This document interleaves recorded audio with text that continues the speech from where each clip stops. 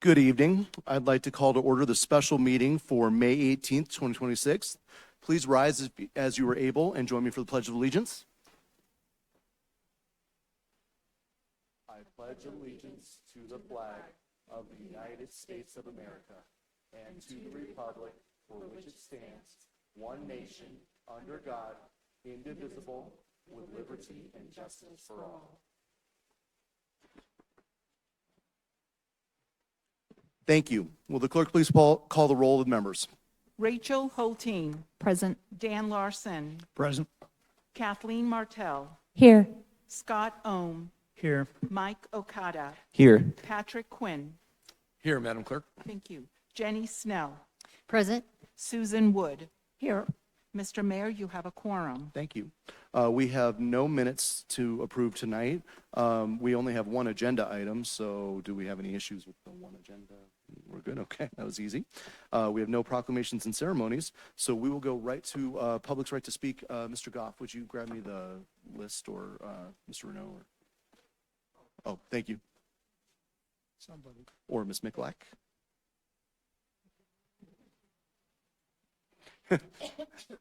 Apparently the city attorney forgot to tell you that was thank you, a very important part of his job. Yes, absolutely. So we will go tonight to our public's right to speak. Citizens will have up to 3 minutes to speak on any agenda item not on the agenda tonight. When you come up, please introduce yourself, spell your last name for the record, let us know whether you live or work in Wheat Ridge, and then you'll have 3 minutes to speak. On the clerk's desk there are 3 lights. The green light, you've got plenty of time to speak. When it starts blinking, you've got about a minute to start wrapping up. The yellow light tells you got about 30 seconds, and when it turns red, please wrap up your comments. I will call the first person up, and then I'll call our on-deck person. It looks like we have Montana Stevenson up, and then Nikki Larson on deck.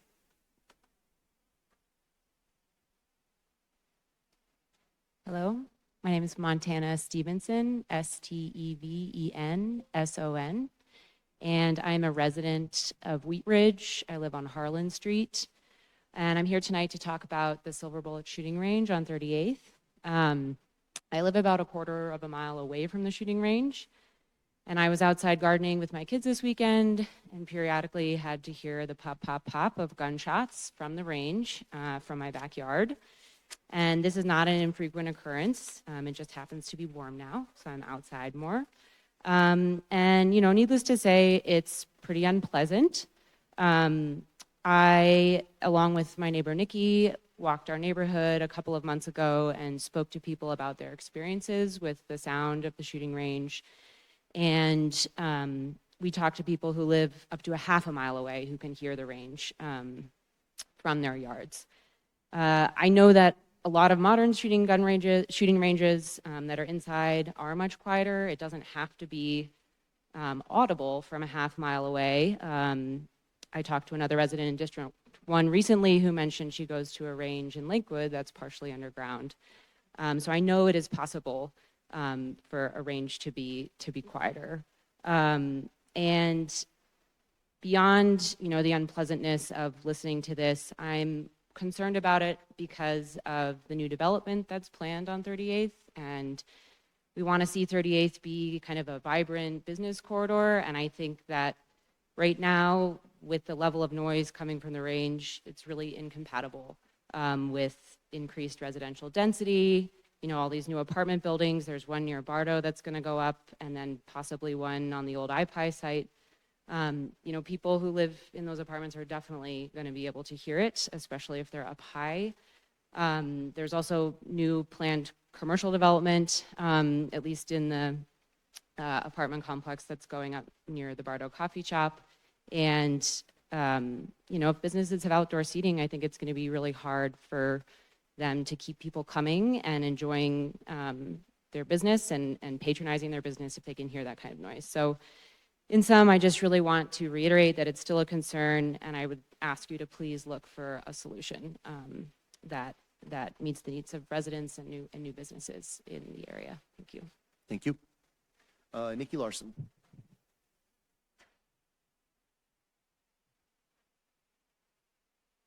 Nikki Larson, Larsen. I'm a resident in Wheat Ridge. I live on Harlan. Sorry, I'll get over here by the mic.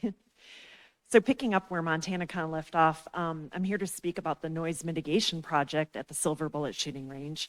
My concern is how nearly $40,000 in public funds were spent on a project that failed to deliver meaningful results. In November of '24, the city distributed a flyer stating proposed improvements would noticeably reduce gunshot noise. Based on that promise, 27 neighbors submitted letters supporting the project. But after the work was completed, residents noticed no meaningful difference. I learned afterwards that we were not given key information when the city solicited feedback.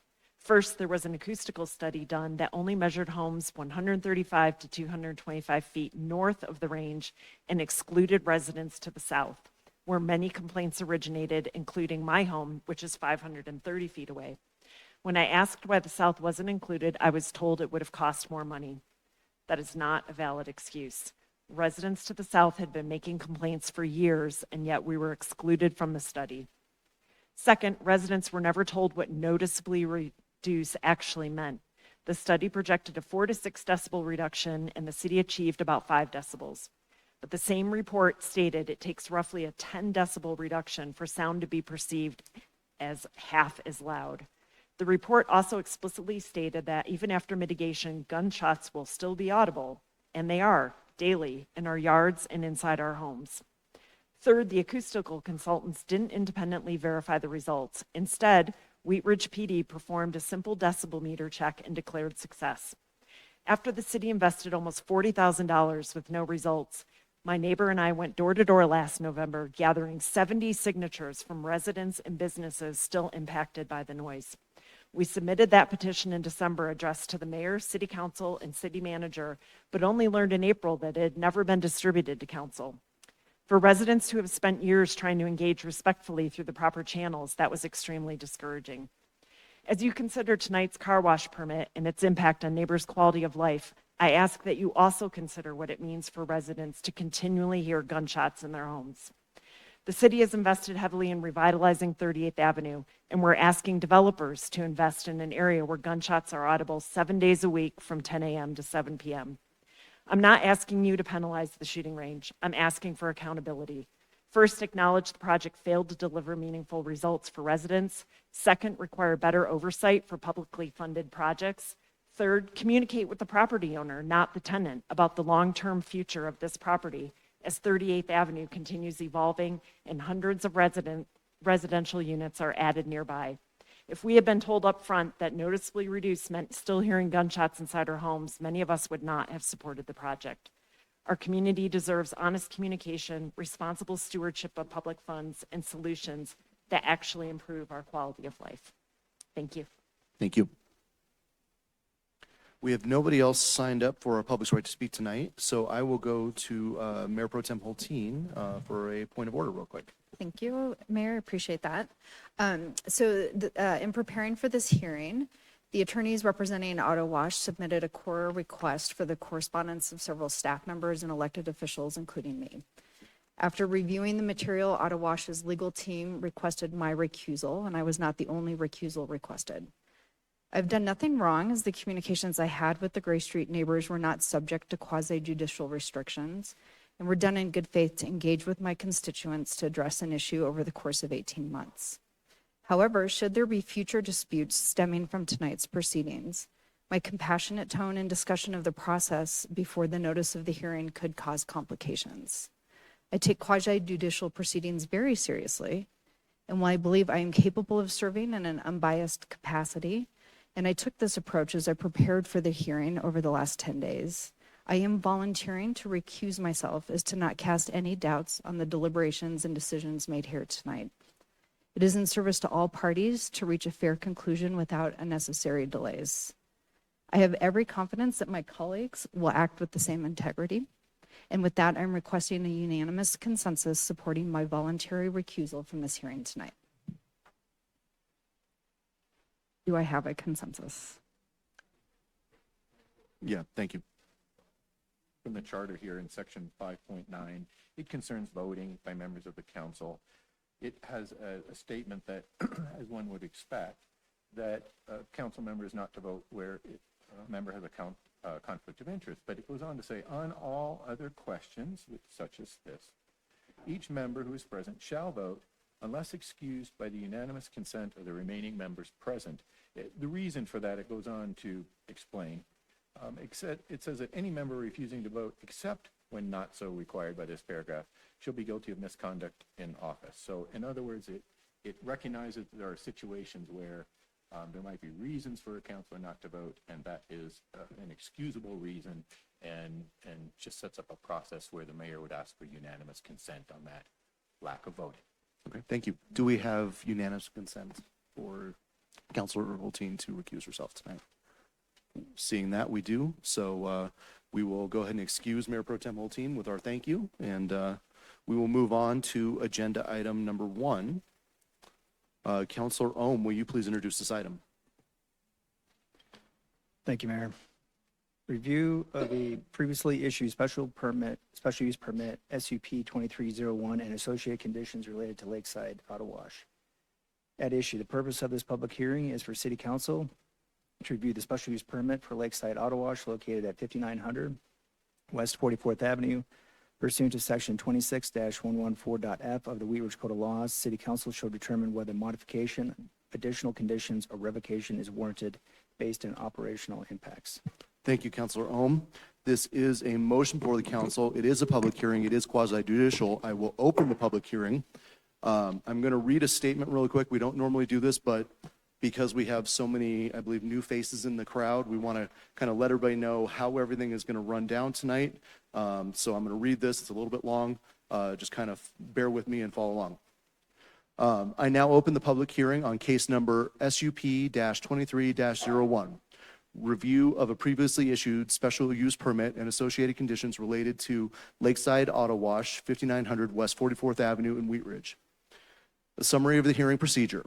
I want to take this opportunity to describe the procedure which we will follow in the hearing tonight. Everyone will have their opportunity to speak, so I appreciate your patience as we do so. The order in which things will follow. I will open the public hearing on the Lakeside Auto Wash special use permit, which I have just now done. The community development staff will have approximately 30 minutes to present their staff report and will introduce the city's case file and exhibits into the record. Representatives for Auto Wash will next have approximately 45 minutes to present any witnesses and evidence that they wish. We will then take public testimony, first from persons who have registered online to speak, then in order of which persons have signed up to speak on the sheet in the back of the room. If you have not signed up to testify, I encourage you to quietly head on back and go ahead and make sure you've done so. I will limit public testimony to 4 minutes per speaker. You may not donate time to any speaker. Everyone who wants to speak will get to do so. If you agree with the previous speaker, I encourage you to say that you do so in order to save time. We'll go ahead. We get if you're in favor or against it. So if you want to save a little time and just say you agree, that's perfectly fine. I will then give city staff the opportunity to provide any final comments. I will then give Auto Wash representative the opportunity to present any final comments, which may respond to any points made during the staff or public comment testimony. After all the testimony, I will give the council the opportunity to ask questions of the staff or Auto Wash. I am asking council to reserve their questions until all the testimony is completed, as I think it will likely that most of your questions will be answered by the testimony that's given. I may declare a short recess after the staff and Auto Wash testimony, or at any time during the public testimony, depending on the time, to give everyone just a little bit of a break. After all the testimony and council questions, I will close the testimony portion of the hearing and the council will deliberate. The council may take advice from the city attorney during the deliberations, but will not take any additional testimony from staff, Auto Wash, or the public. After deliberation, the council may choose to take action tonight, or instead decide to continue the deliberation and action on a matter for a further date. If it chooses to do so, unless it chooses to repost and republish the hearing, that future date will not include any further testimony from anyone, neither the staff, the Auto Wash, nor the public. It is my hope and my expectation that we will be able to conclude our work on this tonight, but I don't want to rush anybody. Finally, I want to acknowledge that many of you in this room here are passionate about this matter, and the council and I are mindful of that. However, I ask that testimony be directed to the council, who are the decision makers, not to each other, that there is no applause, no boos, no hissing during the testimony, no clapping and no cheering for any witnesses. Please treat all witnesses as you would want to be treated when you are a witness. For the record tonight, if you give any testimony, whether in person or as an online speaker, in being permitted to give that testimony, you thereby affirm that you will be doing so by telling the truth as you understand it. So to recap, the staff presentation will be approximately 30 minutes. The auto wash presentation will be approximately 45 minutes. Both auto wash and staff will have a chance to make any final comments after the main testimony. Then we will take public testimony limited to 4 minutes per speaker. We'll try to make it as easy as possible. All right. So we will go ahead and start by recognizing the city attorney and go from there. Thank you, Mr. Mayor. I have a couple of procedural matters that we should address. The first concerns ex parte communications. You will remember that Latin phrase, I'm sure, from your legal trainings with the city attorney, Jerry Dahl. An ex parte communication is a communication by a party to a decision outside the context of the hearing on the matter to a decision maker in the matter. I am aware that this matter has been going on for some 12 to 18 months, and that it didn't start as a quasi-judicial matter. It did not start as this proceeding that you are now engaged in.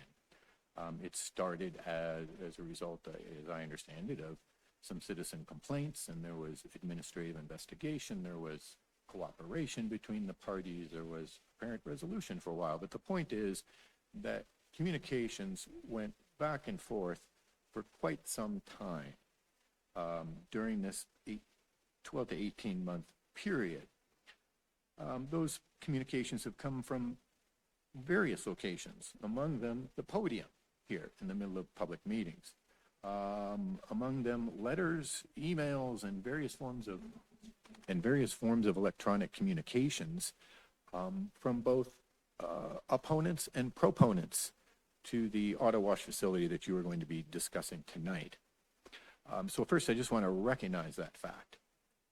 Next, I would like you to raise your hand if you are aware from the legal trainings that the city attorney has given you probably more than once, that when you are acting in a quasi-judicial manner, as you are tonight, that you are to consider only the evidence presented to you in tonight's hearing or in connection with the hearing, the written materials provided by staff or provided by representatives for auto wash, that you are to consider only those materials and information and testimony and evidence, and that you are to completely disregard any prior communications that you've had about any of those matters. Would you raise your hand if that is your understanding from your prior legal training?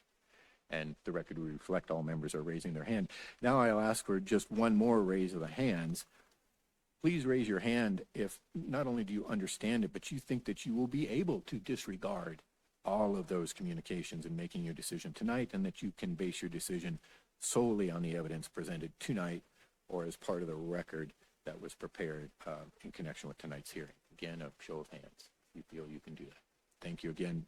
If the record would reflect that all members present raise their hand. Next, as a procedural matter, I would like to address the letter from John Peckler to Councilor Scott Ohm and myself, dated this morning. Similar, though much briefer, than the letter addressed to Councilor Hulteen and myself. It argues that Councilor Ohm has a bias against auto wash, and that accordingly Councilor Ohm should recuse himself from these proceedings. The recitations of statements on which those allegations of bias are based are relatively few. I'm not going to address them specifically in this proceeding, but I do have a couple of questions for you, Councilor Ohm, if I may. First of all, I'm going to ask you to state whether you did receive that letter and whether you have reviewed it. Yes, I did. I figured you did. Do you have any ill will against Auto Wash or any of its employees, representatives, legal counsel, anybody involved with them? No, I don't. Do you think that Auto Wash or its employees or representatives have been bad actors in any way during the proceedings that have occurred between Auto Wash and the city over the last 12 to 18 months? No. Do you understand that Auto Wash has an absolute right to an impartial and unbiased decision maker in this matter? Yes. Again, probably from legal training from Jerry Dahl, right? Both here and you served on the planning commission as well, correct? So you would Correct. have received that more than once. Having established all that as background, do you believe, regardless of any prior statements that you may have made, or even with respect again to the ex parte communications you may have received, that you can be a fair and impartial and unbiased decision maker in this proceeding tonight? Yes. Thank you very much. Mr. Mayor, that's all I have for the moment. Thank you.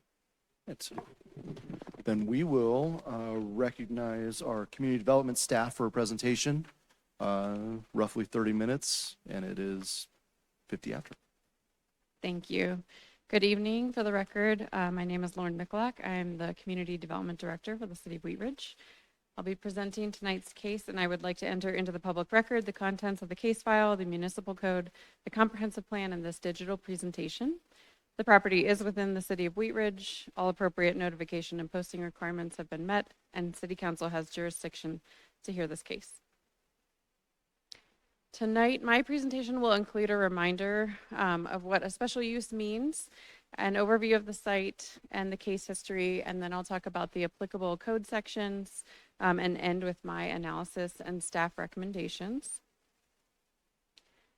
As you heard in the introduction this evening, the purpose of tonight's hearing is to review the special use permit that was previously issued for Lakeside Auto Wash and determine what, if any, action is warranted. A special use, as you may know, is a discretionary land use, which may or may not be permitted depending on the operations, the characteristics, and the location. Special uses are regulated in the city code by section 26-114, and any use that is deemed a special use would be listed as such in our permitted use charts in the zoning code. Special uses require additional review above and beyond what a permitted use would entail. The code allows for approval by either the director or by city council, and special uses may include conditions of approval to mitigate potential impacts. The code outlines application requirements, the review process, and 9 different criteria for review, most of which focus on appropriate design, operation, and compatibility. And as you see on this slide, the code says that if a special use is properly designed, developed, operated, and maintained, it may be permitted. In their SUP application in response to the criteria, Auto Wash asserted that the car wash would not have an impact to the surrounding area, but we have data and observations from the last year that indicate otherwise. The application depicted bay doors closed, but those doors have been inconsistently opened and closed throughout operations. And over the last year, there has been inconsistent compliance with noise regulations. Mitigation efforts have been made, but they have not resulted in sustained resolution. Ultimately, there is evidence that the car wash has materially altered in scope, application, and design since the original application was made and approved. In this kind of situation, the code allows for a review of a special use. The code does not allow me as the director to modify the original SUP approval to address impacts, but instead provides that authority only to City Council. The issue before Council tonight is whether the car wash, as it's operated over the last year, has altered in scope, application, or design, and if so, if any action is required. I have presented in the staff report and will address again at the end of my presentation 3 potential options for Council: to leave the special use permit as is, to revoke it, or to modify conditions of approval to mitigate observed impacts. I am recommending that third option, to modify the SUP, and I will detail that later in the presentation. So we'll start walking through a little bit of the overview of the site and the history. This was, as I mentioned earlier, administratively approved. We have here an aerial of the subject property. So north is to the top of the screen. Right in the middle of the screen is the intersection of West 44th Avenue and Harlan Street, and you can see Auto Wash there circled in blue. Along 44th Avenue, there are several businesses within Wheat Ridge and also in neighboring Mountain View. That's the area that's shaded in white. In this next image, I've added an overlay of our current zoning map, and this maybe visually shows the juxtaposition of our commercial corridors and our adjacent neighborhoods. So Ottawash is zoned Commercial 1, C1, and that is a zone district that allows for a wide range of permitted and special uses. A few other properties on 44th are also zoned C1. The properties that are most immediately adjacent are in that darker orange-red color. That's the restricted commercial zone district. So the zoning on the Easy Pond, Vet Clinic, and Music Shop. Beyond that commercial corridor on 44th and Harlan, you see yellowish and orange colors. Those are the residential neighborhoods. R3 is the neighborhood that's closest to Ottawash to the south there. The closest single unit home is actually zoned mixed use. That's the blue color. It's a zone district that allows for either commercial or residential uses. It has been used residentially for quite some time. A couple images of the property in its former and current condition. So this is an older picture of the site. This corner has actually operated as a car wash for about 25 years. It started as a self-serve car wash in 1997. And here you're seeing an image of that prior car wash with the bays closer to 44th. And then if you look through the bays, you see a second canopy where the vacuums were on the south side of the old arrangement. Around 2015, that eastern bay was converted to be an automatic wash, and the other four were all self-serve. In 2022, Ottawash had a pre-application meeting with our team to propose replacing that former car wash and redevelop the site. So what you're seeing here is an image of the site in its current condition. The formal application was submitted in February 2023, included a site plan, a narrative, and a response to the special use permit criteria, which was included in your meeting packet as attachment 3. In this image, you can see that the vacuums were shifted to the west side of the site. So those are the sort of circular loops on the right side of the image. Four automatic bays were constructed, and the cars actually enter predominantly from 44th and circle to the back of the site and then exit on the north side. We had a few rounds of review through the special use permit, but there really wasn't a lot of significant changes from the first to final submittal. This image shows the circulation maybe a little more clearly. This is from the approved site plan set. Again, site has primary access on 44th Avenue. That's a wider curb cut. You can see the four bay building is sort of the polygon in the middle of the screen. The angled parking on the left side of the screen is the vacuum sites. And then there's a smaller access off Gray Street that's actually provides an escape lane, so no one is forced through the car wash if they don't want to go through it. Staff's findings in 2024 as part of the SUP review were based on the information submitted during the application process. Of course, we review special use permits when they're theoretical before they are constructed. Neither the submittal nor the review process focused heavily on operational noise. I think the expectation at the time was that an upgraded car wash with relocated vacuums and enclosed bays would reduce impacts compared to the prior open bay configuration. The applicant reviewed and responded to the SUP criteria also included in your packet and asserted that the car wash would not have a detrimental effect on the neighborhood and would be compatible with the area. Based on those application materials, staff concluded the same, and the project qualified for administrative review, so I approved the special use permit in January 2024. Those findings and conditions of approval were included in your packet in attachment 2, and I've provided them in part here on the slide. The first condition of approval was that the special use must be consistent with the representations depicted in the application materials. Additional conditions required a building permit be obtained and that SCP was only granted to Ottawash, not to be inherited. There were no conditions enumerating specific operational standards at that time. After construction was complete, Ottawash opened in February of 2025, about 15 months ago, and concerns from neighbors began within just a couple weeks of opening, coming through multiple channels with a focus on dryer noise, bay doors being open, 24-hour operations, and impacts on the nearby neighborhood. Both police and community development staff became involved. Code enforcement responded initially, responding multiple times actually to observe the site and take noise readings. Because the pattern of comments from neighbors and because Ottawash was approved through a special use permit, our planning manager and I were both involved by May of 2025. Our goal at that time was really to open a dialogue and understand the scope of the issue. I think it took all of us by surprise at the time. We were trying to understand if there were easy voluntary changes that could address issues and create long-term resolution for both Ottawash and the neighbors. This back and forth lasted, as you saw in the timeline in attachment 1, for the better part of last year. After meeting and corresponding, Ottawash did modify their hours and their vacuum equipment, and unfortunately impacts persisted, and I issued a notice of special use violation last summer in June 2025. In response to that notice, Ottawash proposed a voluntary 90-day closure, and during that time they engaged a sound consultant, determined the need to close the fourth bay, agreed to modified hours, and constructed a 6-foot fence with a faux stone treatment to dampen the noise. They completed a follow-up sound study and reopened 3 of the 4 bays last November with operating hours between 7 a.m. and 10 p.m. There has been really, as you've seen, a year-long history of meetings and site visits, equipment adjustments, noise readings, voluntary closure, the offer of mediation, reduced hours, reduced bays. I think the challenge is that continued concerns and impacts remain. Through that process, and as you see summarized here, conditions today are different than when the car wash originally opened, but we're still observing operational variability and continued neighborhood impacts, which is why we're here tonight. I very intentionally did not move more quickly to enforcement or revocation. I think staff and Ottawash spent a significant amount of time trying to pursue voluntary compliance, adjustments, and technical study. The application was originally approved because of the assertion that there would be no impacts and because of the depiction of closed bay doors. The SUP approval requires the car wash to open consistently with those representations in the materials. In terms of seeking code compliance voluntarily over the last year, we've been taking it from 2 perspectives.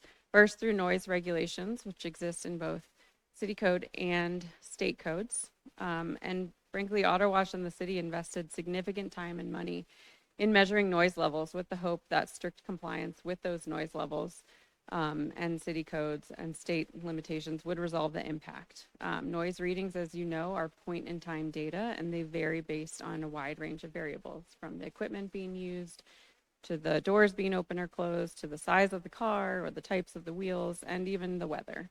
Sometimes operations are falling within applicable limits, and sometimes they're not. Noise compliance is important, but it's not the only consideration. And so the broader question tonight is whether the use is satisfying the discretionary special use permit criteria, not only through its original design, but also through its continued operation and maintenance. As I mentioned earlier, the code requires that special uses be properly designed, developed, operated, and maintained in compliance with the SUP criteria, meaning it won't have a detrimental effect on the general health, welfare, and safety of persons residing or working in the area. As I've mentioned as well, the SUP approval requires that the use be consistent with the application materials. Based on the history that I've described tonight and in greater length in the staff report, including staff observations, noise readings, neighborhood statements, and ongoing compliance efforts over the last 15 months, I have determined that the car wash operations are resulting in adverse impacts and have materially altered in scope, application, and design. Based on a pattern of inconsistent operational characteristics and a series of very well-meaning but ultimately unsuccessful attempts to achieve compatibility and compliance through voluntary measures, I do believe the car wash can be compatible with the surrounding area through the addition of several conditions that may not only mitigate impacts, but also create more clear operational expectations and, most importantly, align the operations with the original assertions in the SUP application. As I mentioned in the very beginning, I'm not able to achieve or apply or create new conditions myself. That falls within council's authority.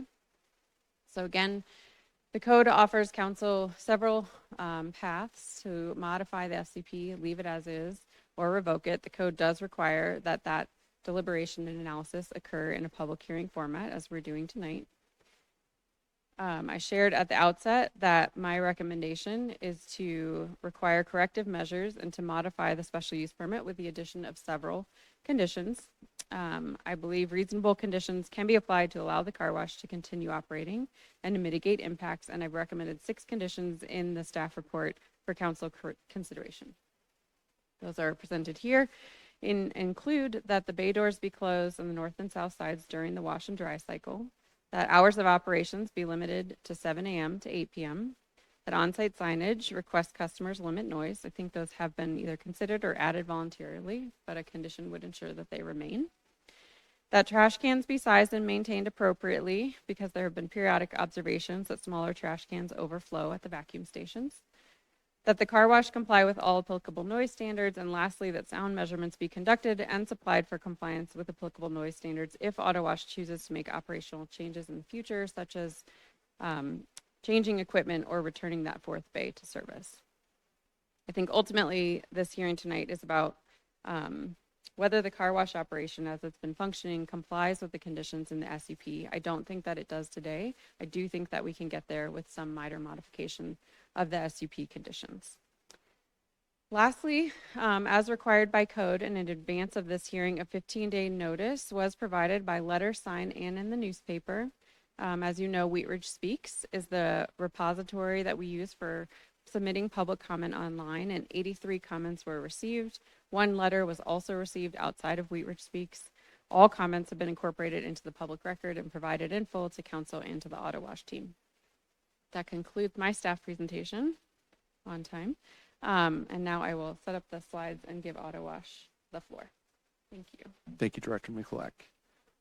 So we will then go ahead and recognize the Auto Wash witness to go ahead and call their witnesses and make their presentation.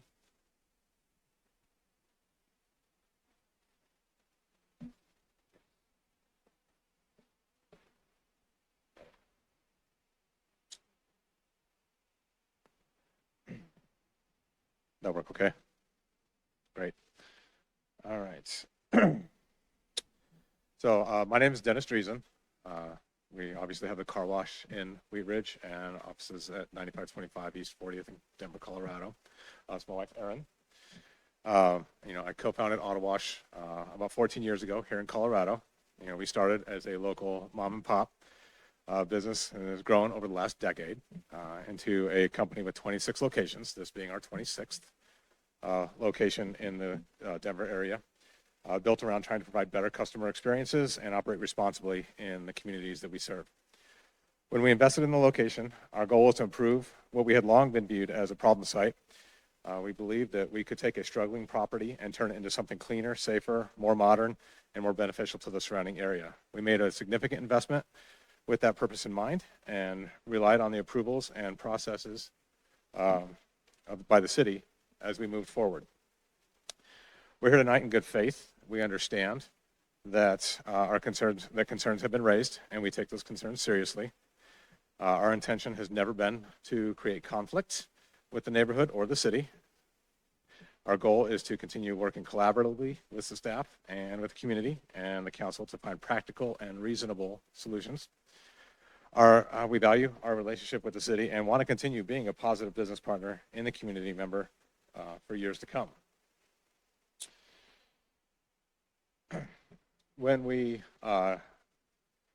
before Auto Wash redeveloped the property, the prior car wash facility had been in there for some time, since 1997, had started to become, over time became overrun with just really rundown, trash, homeless people, drugs, things that we would find were needles and all that kind of stuff that we had. It was kind of a rough problem site. Importantly, it was I guess the most important thing, besides it starting to contribute to blight, and we didn't think it was working the way it should. It wasn't a new use, right? It had an automatic bay. It has doors that are visible actually in the picture that Lauren showed up. There are cars in there with the car wash automatic bay operating with doors open, closest to Gray Street there. So that it wasn't new that there would be an automatic bay with doors open operating on that side. And then the vacuums, what we noticed when we first took over the property, all the vacuums lined up the south side of the property right next to the residence. And I thought, how awful must that be if everybody's vacuuming, which is it can be loud. They've got the music blasting. It can be smelly and just all that. It seemed like it was a bad place for vacuums to be in the first place. And so one of the first things we want to do is move those away from the neighbor's housing, thinking that that would be probably a good move. And so when we began the revitalization process, we had a shared goal with the city, was to make an improvement to the corner.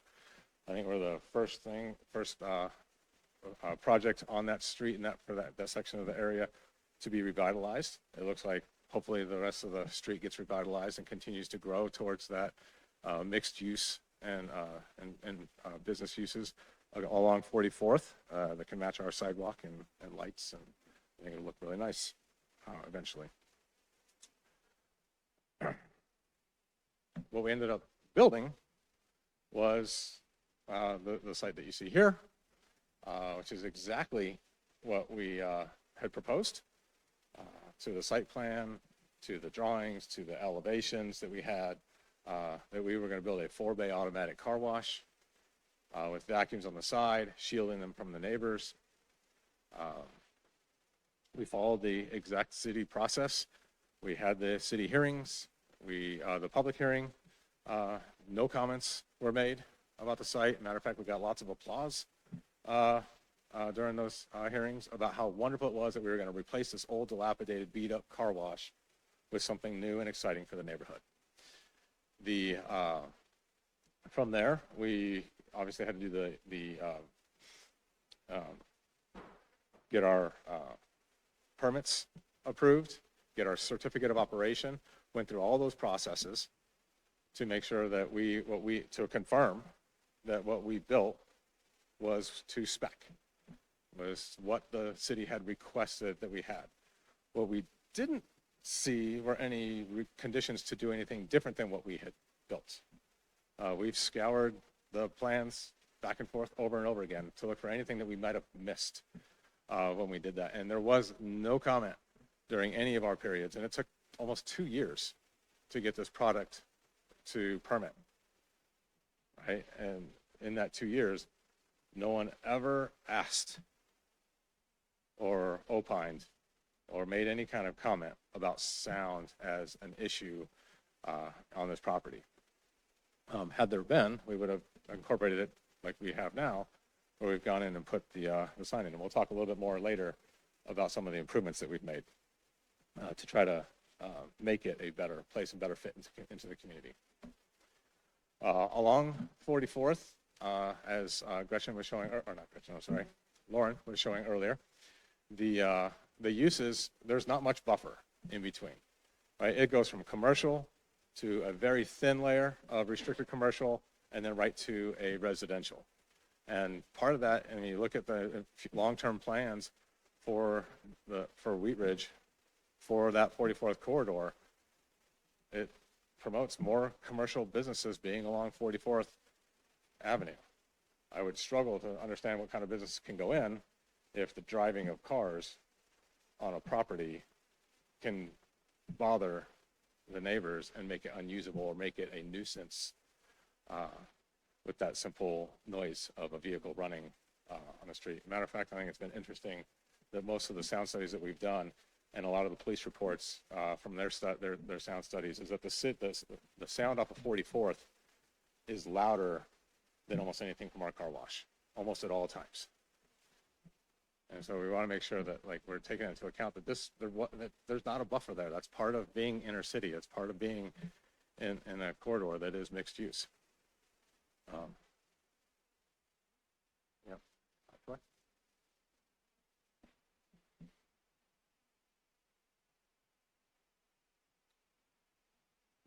I'm Troy Kirschman. I'm the owner of Huber Architecture. Address is 383 Inverness Parkway, Suite 175, Inglewood, 80112. Last name is Kirschman, K-I-R-S-C-H-M-A-N.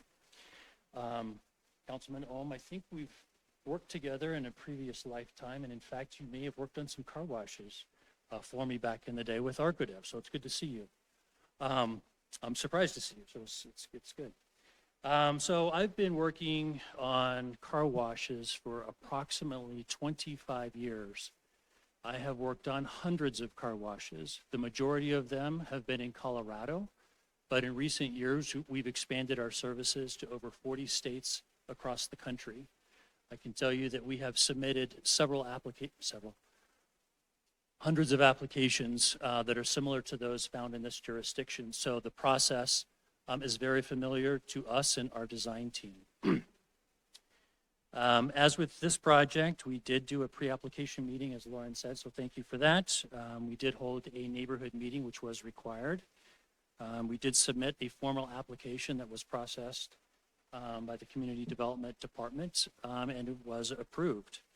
I can tell you throughout that process, we did not at any time receive feedback that there was an issue or potential issue with noise, whether that was from traffic, whether that was from radios, whether that was from equipment, or anything other anything else that might produce noise. So I can tell you the design team through the process did not address an issue regarding noise because it was never brought up to us.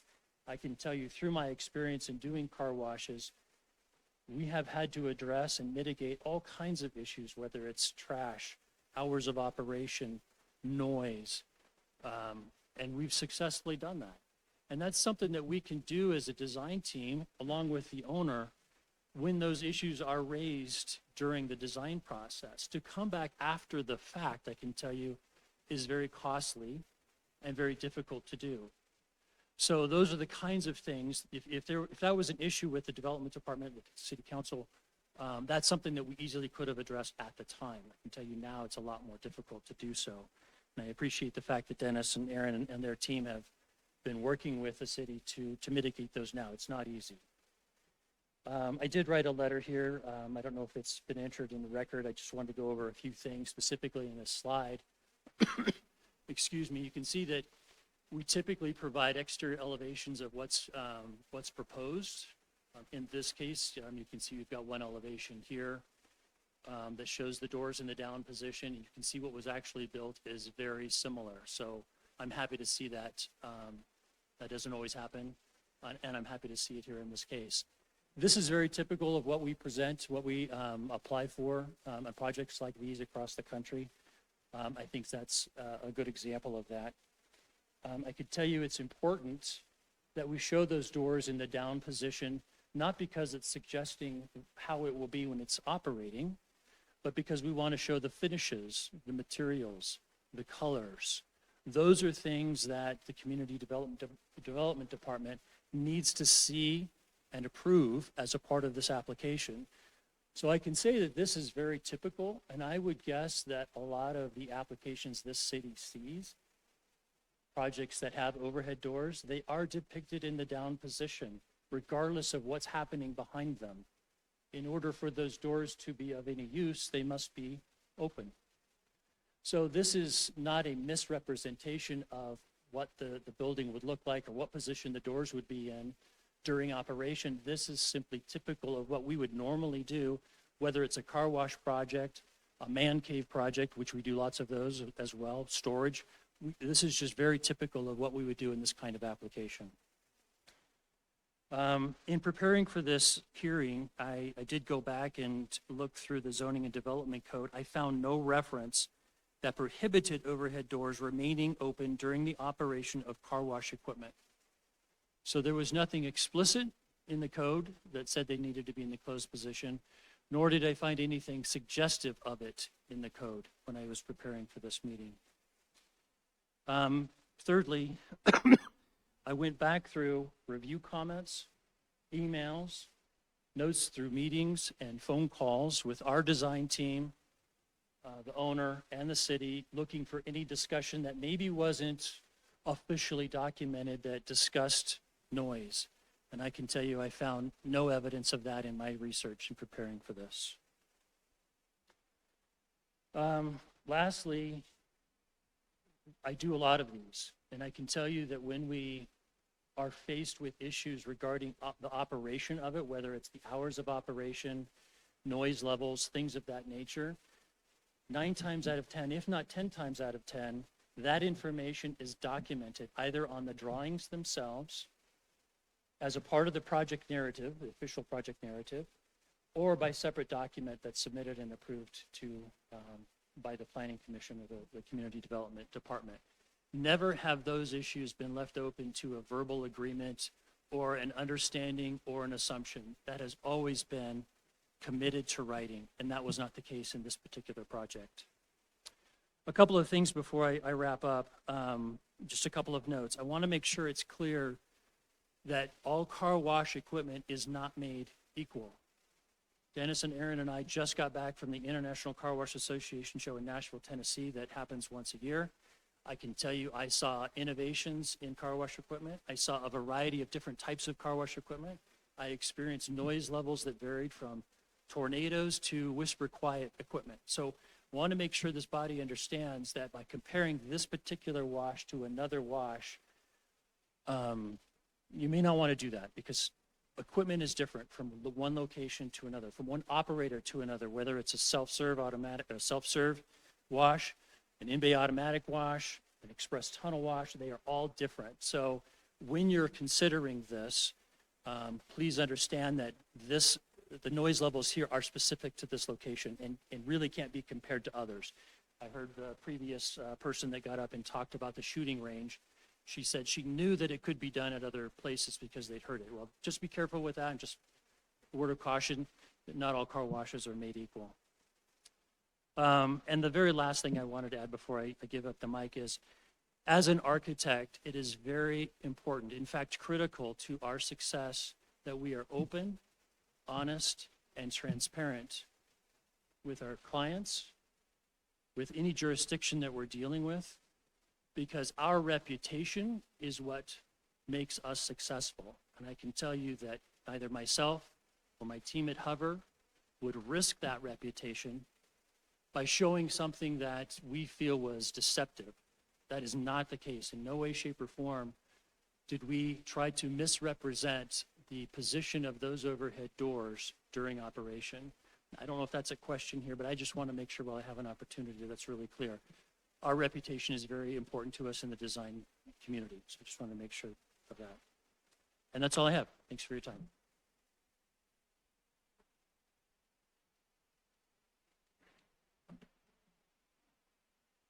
Good evening, Council. I'm Evan Singleton, Singleton.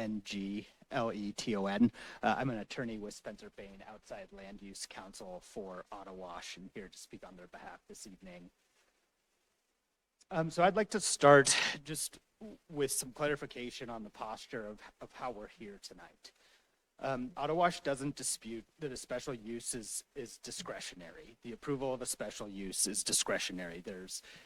In whatever jurisdiction you're in, there's a lot of criteria that they're reviewed under, and the jurisdictions, including Wheat Ridge, have a lot of discretion in terms of whether they approve or they deny a special use. But once that special use is approved, it no longer operates solely at the discretion of the jurisdiction.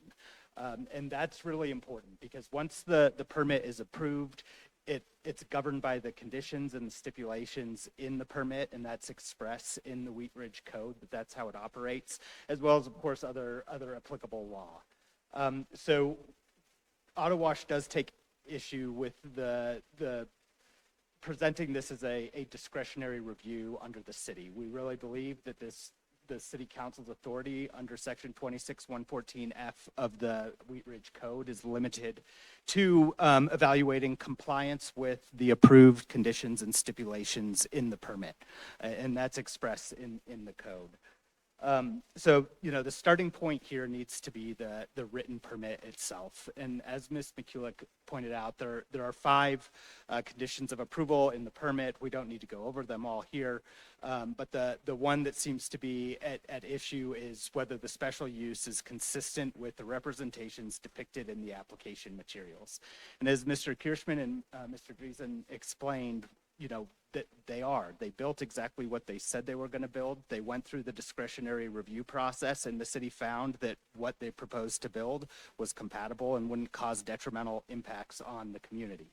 So under this posture, where there's no condition that speaks specifically to door operation or to a site-specific noise standard, which the city did have the opportunity to impose those types of conditions in its review of the special use permit, there's not a clear line between the alleged noncompliance here and the special use permit.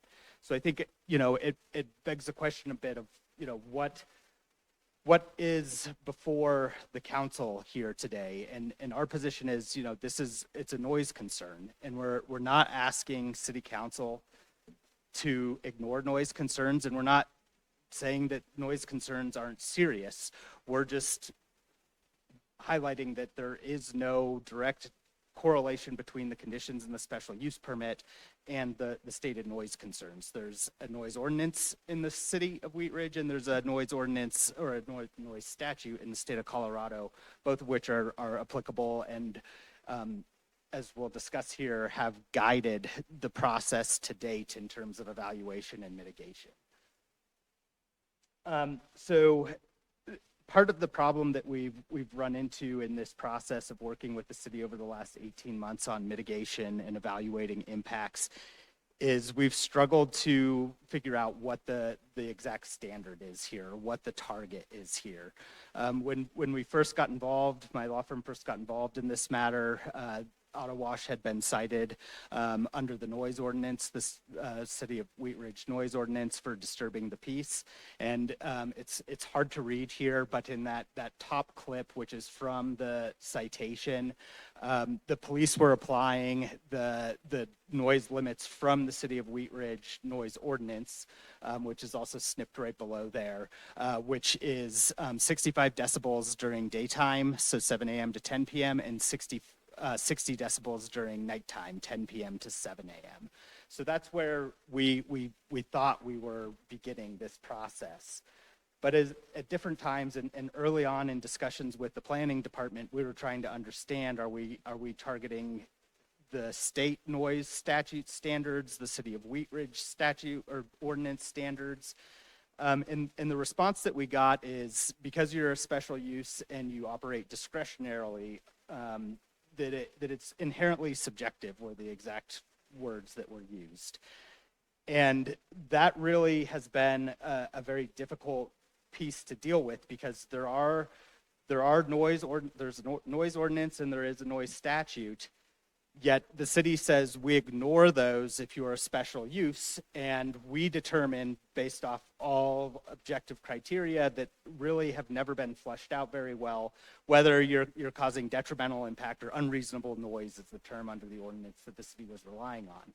So that's kind of where we started this process, and then we were tasked with getting a sound study at the city's request, and Autowash voluntarily agreed to pay for that.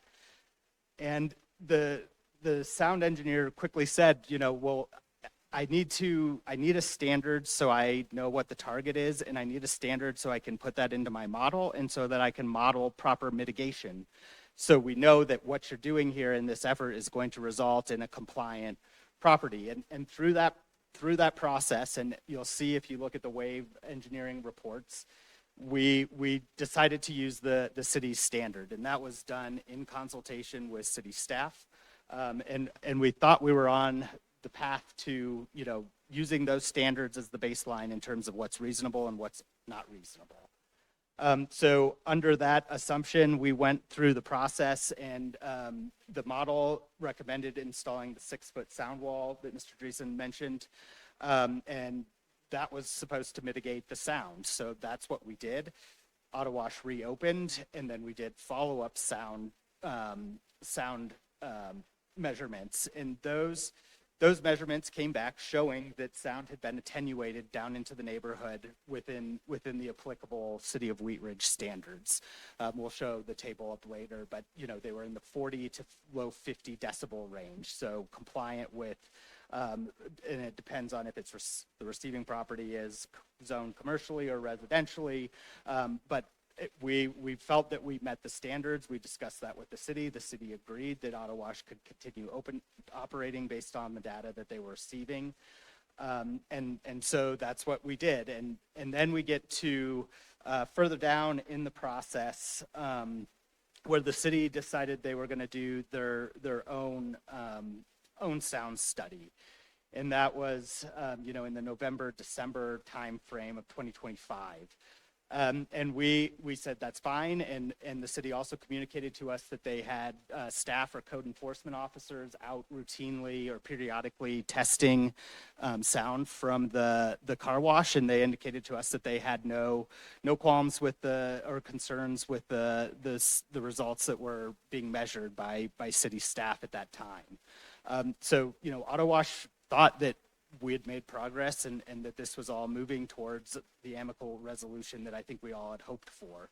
But then we get the draft of the city sound study, and once again, the city had shifted from its own standards to the state statute.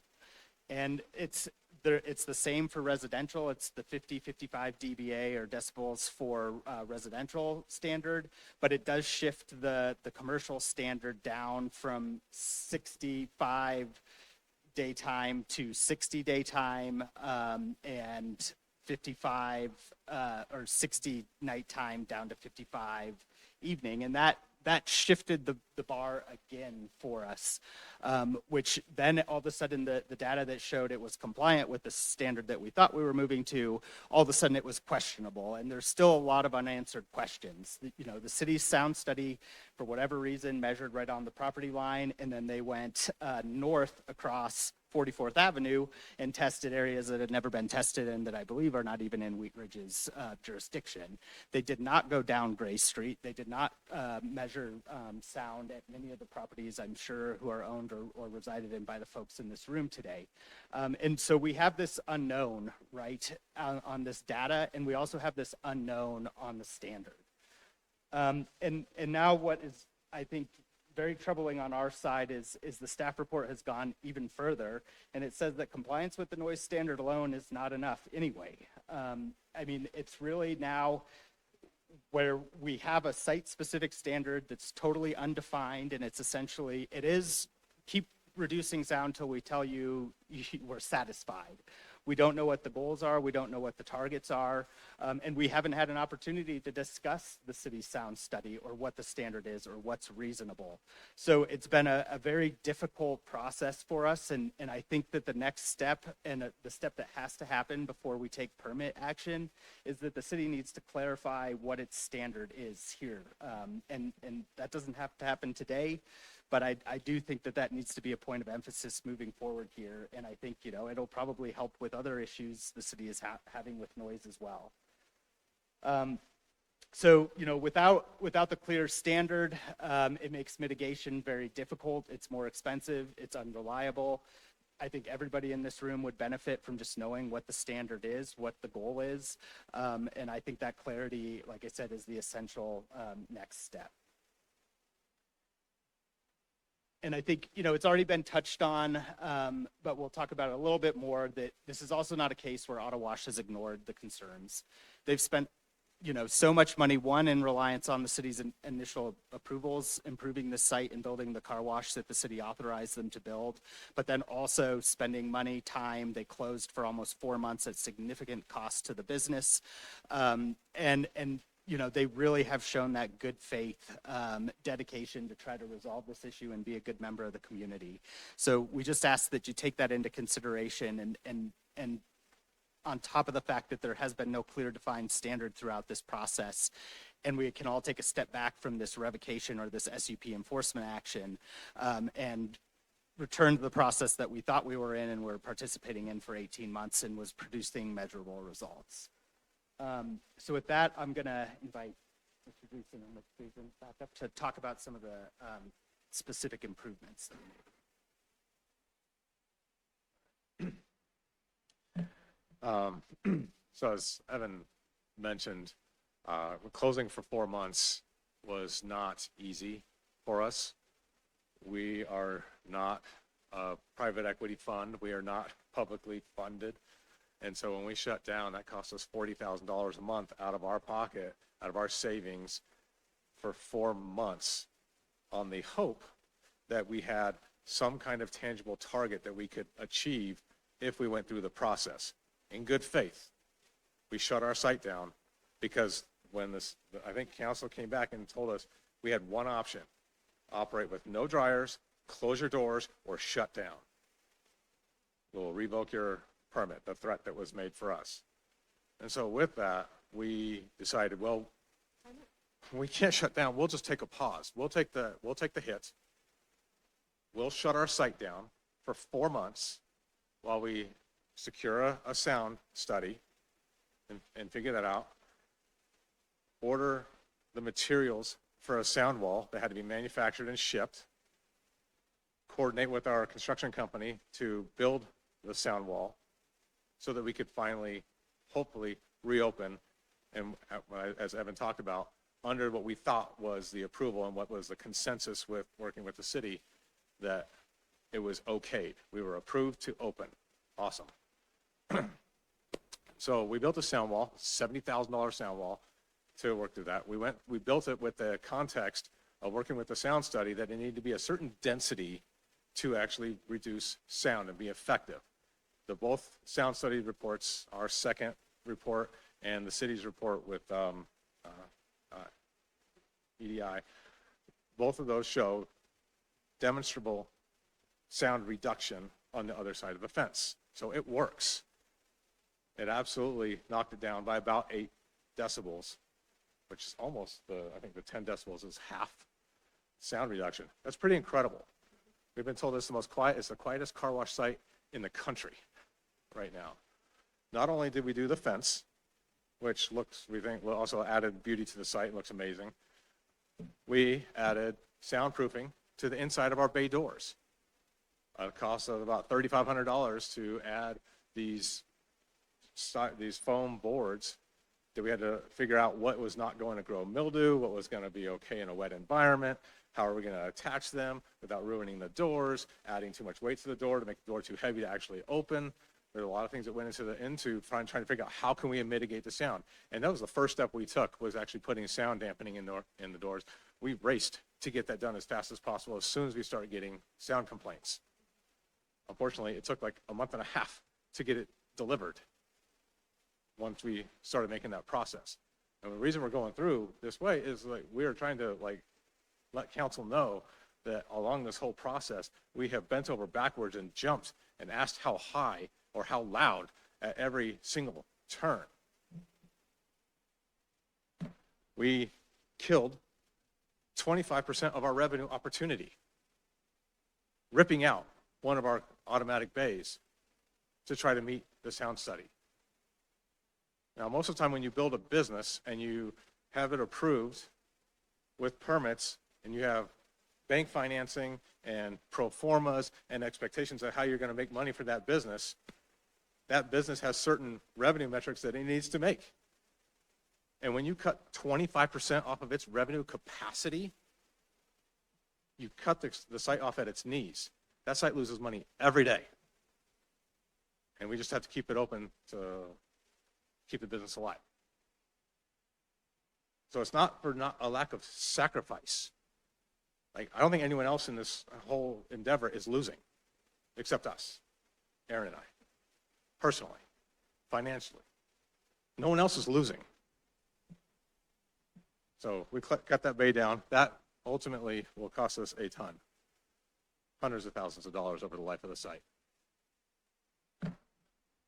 We heard the request, put some signage up. Our request, don't tell us what to say. The last thing I want to do, and I don't know if you've ever been to a car wash and you show up to a site and it looks like you should fear for your life because there's so many, don't do this, don't do that, better not do this, don't leave that there, don't do that. We've never operated any of our sites that way. You go look at our signage. We don't tell people, don't have attachments. We ask them, have these, leave them out. We try to take the positive approach to everything. Don't tell us what to say, please. We will make signage to do the right thing. The dryers, excuse me, really ingenious. One of our engineers that we're working with thought of a unique idea to reduce the effectiveness of our dryers by 25%. That would also reduce the sound dramatically. And it took our dryers from reading roughly outside the door about 10 feet, about 88 decibels, down to about 45 or 50. And what we found is that when those dryers go faster, they make a lot more noise and the pitch became higher and it sounded like an airplane was taking off. But once we put these VFDs in, to reduce the volume of air and how fast those dryers can spin, it made them whisper quiet. You can barely hear them now outside of the property line. Thankfully, we just have to deal with customer complaints for that one because we don't dry the car as well, because we don't blow the air or the water off as well. I mean, we can deal with the complaints. That's why we have a call center to take care of those. So with that, I think the other thing I want to mention before we flip over to that, I mentioned earlier, this is our 26th location. We're in a lot of communities. We have a lot of properties that are right across the street from residential housing. Our very first 2 locations in the Stapleton neighborhood, now Central Park, and Northfield, are right across the street from houses. We don't get complaints. And those don't have any of the sound mitigations that we've jumped through to make this site the quietest car wash in America, right? Like, it really is pretty amazing. Oh, we didn't put the vacuum stuff in there. We dampened the vacuums and made those quieter too. Like, we put styrofoam in those, made them quieter. Anything we could do that we could think of to try to make it quieter, we did that. But on all of our other sites, we don't get noise complaints. And we run the same exact equipment across all 26 locations, the same doors open on the rest of our locations. And this is our one exception, and we have bent over backwards to try to make that work. Turn it over to Evan. So quickly, just want to go over kind of where the data landed after this mitigation effort, which shows, why AutoWash did it is because it worked and it was items that they were able to test and generate measurable improvements in sound.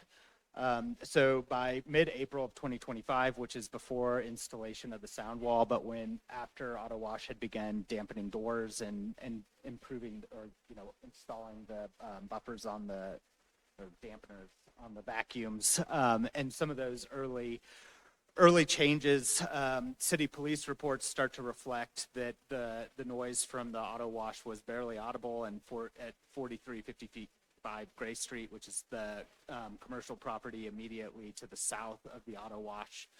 And that we've entered those police reports as well as the video from that measurement day into the record, and would encourage council to review those materials.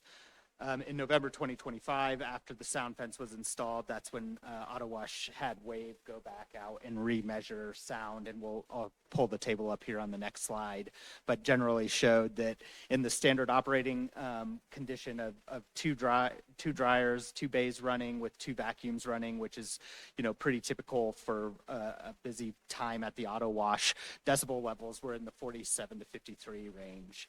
And then again, as I mentioned earlier, in December of 2025, city staff indicated that they had code enforcement taking measurements and that they had no concerns with the results at that time. So this is the table from Wave's follow-up sound study, which reflects the data that I was just speaking about.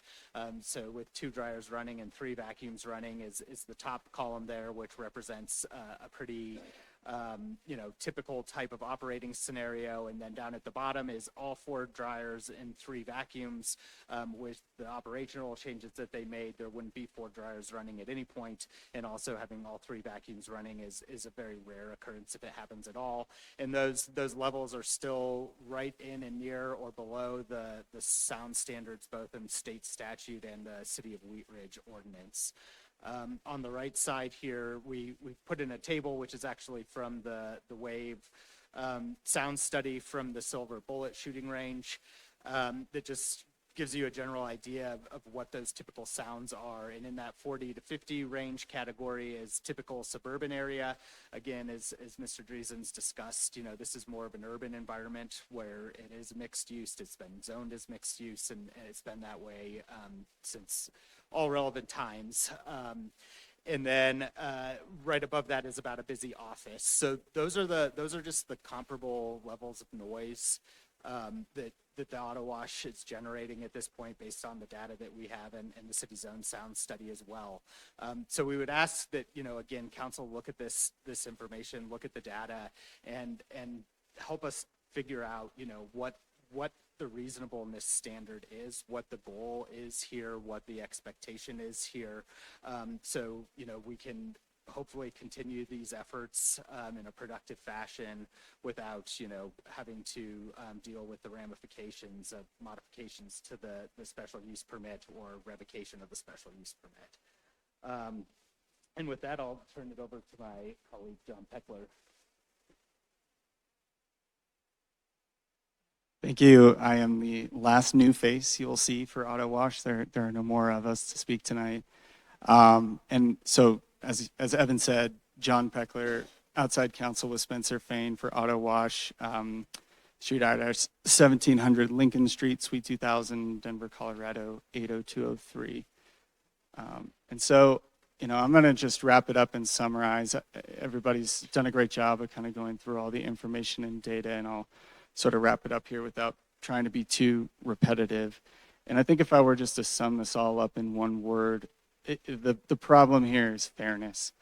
I think everybody wants to see a solution that can work for all parties involved, the community, the small business, the city. I mean, nobody wants to get complaints. Nobody wants to feel like they have to make complaints. The city has plenty other things to do than to go and investigate and enforce complaints. But the process for getting to the final solution has to be fair, and it has to fit within the city's own code, the remedies and enforcement that it provides for, and it has to give due process, or a fancy way of saying fairness, to the holder of a protected property interest like Auto Wash, in its interest to have a car wash at this site and operate it due to the numerous city approvals that have gotten us here. So just to remind everyone, this is an enforcement hearing for an approved special use for the car wash. This is not a hearing to decide if a car wash should operate at this site under the discretion offered for making that initial determination on a special use. The city already granted a special use permit for this site to operate as a car wash. The conditions that go with operating and performing that use are the written conditions that are included in the special use permit itself. There's 5 of them. We've talked about them. And so that's the standard. The standard is not revisiting this as if it were a fresh special use permit application and looking at it, in the first instance. We've already got the special use permit issued. And so due process and fairness require that the city follow its own process and procedure when it's enforcing the special use permit. So we've talked about that, and we've talked about the applicable statute or section of the city code. And the standard for enforcement is whether there's been a violation of a condition or stipulation or a material modification from a condition or stipulation. The 5 conditions of the special use permit, we've been on the screen a few times now. At no point in this process has the city alleged there's a violation of a condition or stipulation.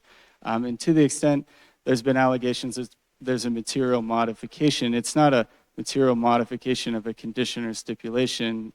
The allegation is there's a material modification of an assumption that staff had that due to the architectural elevation drawings, the site would operate with the bay doors in the closed position. And you heard from the architect who processed the special use permit that they prepared those drawings, those architectural elevation drawings with bay doors in the closed position, not to make a representation about operational commitments or standards, but to show design elements and how something looks and how it fits with design criteria and things of that like. So to convert an assumption based on a drawing that was intended for a different purpose other than to fix the operational standards, it really is quite unfair because there's no notice to the applicant that that's something they have to do. Auto Wash never knew it was assumed they would operate with the bay doors down until they got that first notice of violation in July of last year. And as everyone has said, they went through 2 years of permitting with the city, a neighborhood meeting. Before the notice of violation was issued, there was a number of back and forth with staff. And it wasn't really until that notice of violation that it was put in writing and confirmed that the city was expecting Auto Wash to operate with the bay doors down. And that's too late in the process. The SUP had already been issued. the site plan was approved, the plat was approved, there was a building permit, a certificate of occupancy. Everything had been, going along without any kind of notice that this operational condition of bay doors down was actually a condition.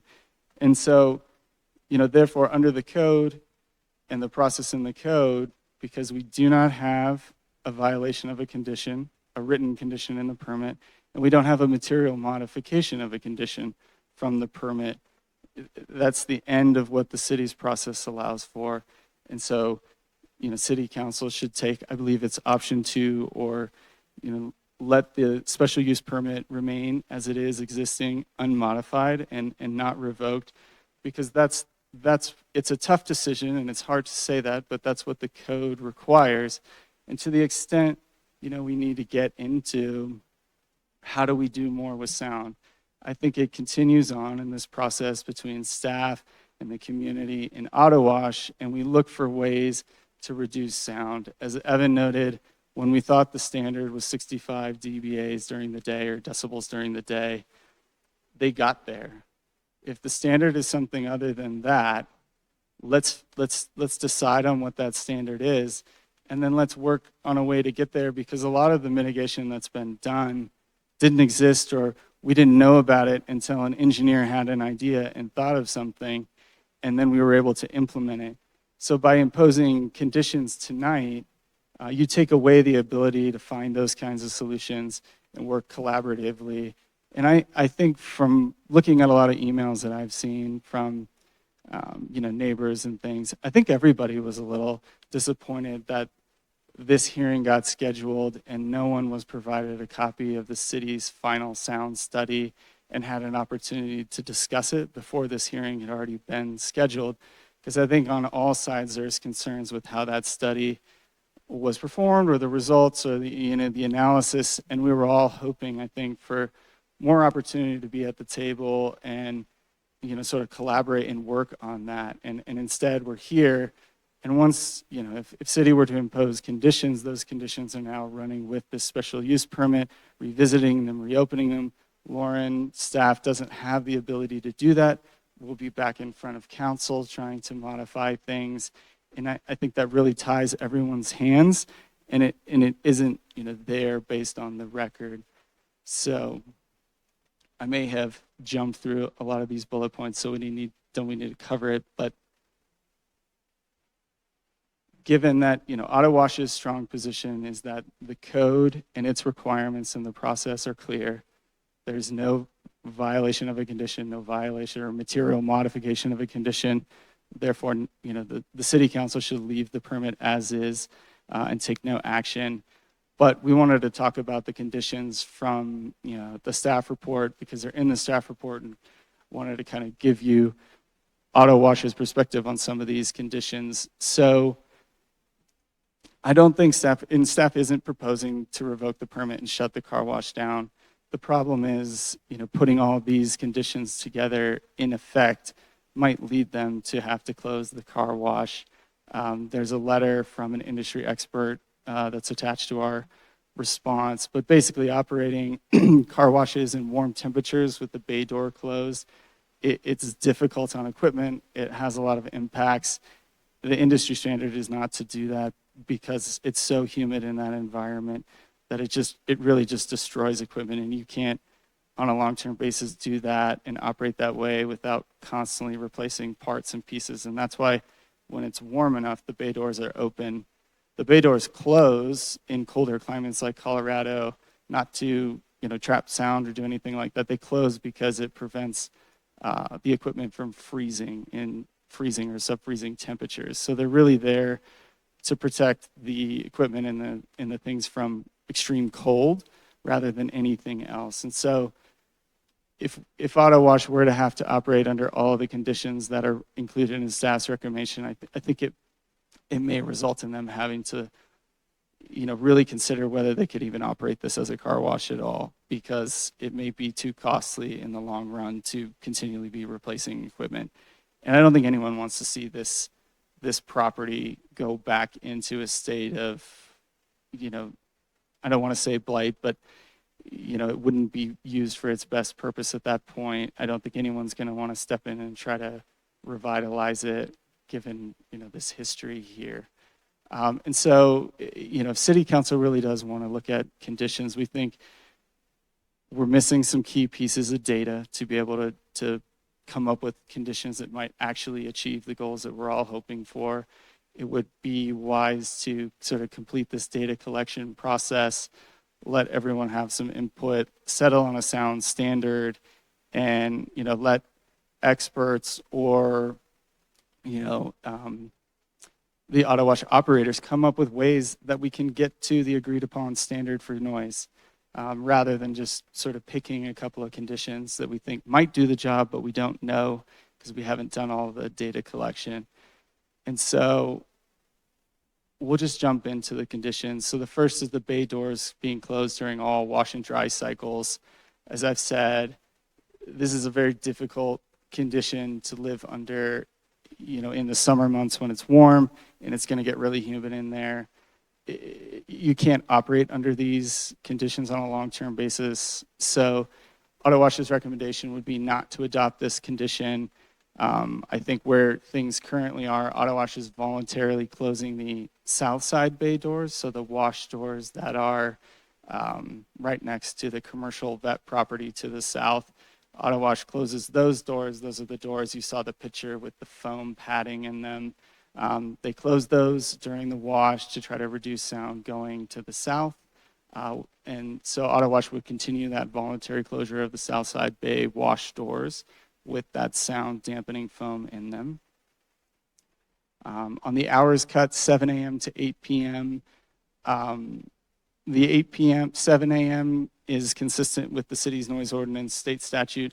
8 p.m., it doesn't line up with the city's noise ordinance or the state statute. We're not aware of any reason for the 8 p.m. cutoff.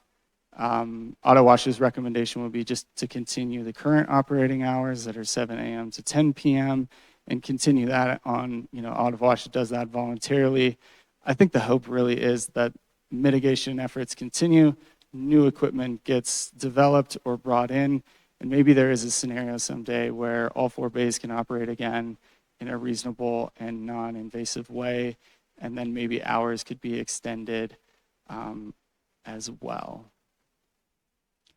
On-site signage, you saw a picture, Auto Wash has put up some signs near the vacuums, and their preference there is not to mandate any single message, but let them come up with ways to sign or message to customers that they need to be mindful of the neighbors and respectful when using the car wash.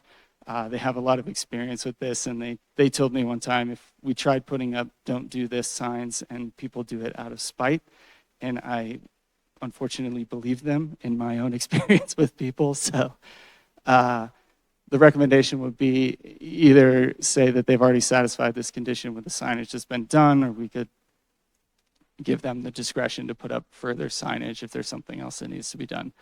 But as far as I'm aware, there's never been a real issue with customers at the car wash causing noise. That's the problem. Oh wait, I pushed the wrong button. Okay. The next condition relates to trash cans and site maintenance. Until this latest notice of violation, Auto Wash was not aware that there was any concerns with trash. They do make a point of pride of keeping all their sites clean. They know what that prior car wash looked like and that it caused a lot of problems of its own. So they try to keep a very cleanly and well maintained site. Happy to provide the city with contact information if they're receiving any complaints about overflowing trash cans, that they can reach out and have someone that will, remedy that in that day or the very next day. But we are not aware of any trash concerns, so this sort of caught us as a surprise to require this as a condition. Then the next condition is saying that the site has to comply with both state and local noise ordinances. Again, Auto Wash doesn't think this needs to be a condition because compliance with the city's code, its criminal code, and state law are always required. Nothing about a special use permit allows you to not comply with other parts of the city's code or a state statute. Those are implicitly always required. So, this condition isn't necessary because these things are already required by their very nature. And then the last one was, this process of requiring sound monitoring on the city's request. And I think the real concern here on the auto wash side is the way that this language is written. It's very open-ended and it's unclear on what this means. And the fear would be every week they get a request to do a sound study, and it becomes very difficult to do this and comply with this requirement. And again, we don't know what the standards are. We don't really know what methodology is being asked. And in hiring sound consult, I'm sure the city has just experienced this when they got this. It's difficult to get sound consultants to come. You can only test when conditions are ideal. You can't have too much wind. It can't be too cold. There are a lot of things that have to happen, and it's expensive. And so, the fear is that this is just an open-ended requirement where the city could ask for sound studies constantly, and it would be very onerous and difficult to do. And then there's the other sort of issue, and it was raised at one point by the police department. The police department, when they enforce the sound ordinance, need to and want to rely on the data that's being collected by their officers with their equipment, because they bring that to municipal court, and the prosecutor has to build a case on that data. And they're very reluctant, or they expressed concerns about relying on all this third-party data. And so if auto wash is being required to generate, many sound studies by third parties, and they're not the city, there's always going to be this question of, can we rely on this data? You're letting the fox guard the hen house. How could we do this? And so we would oppose adding this as a condition as well for those reasons. And with that, I will wrap it up. I thank you for your time tonight, and happy to answer any questions.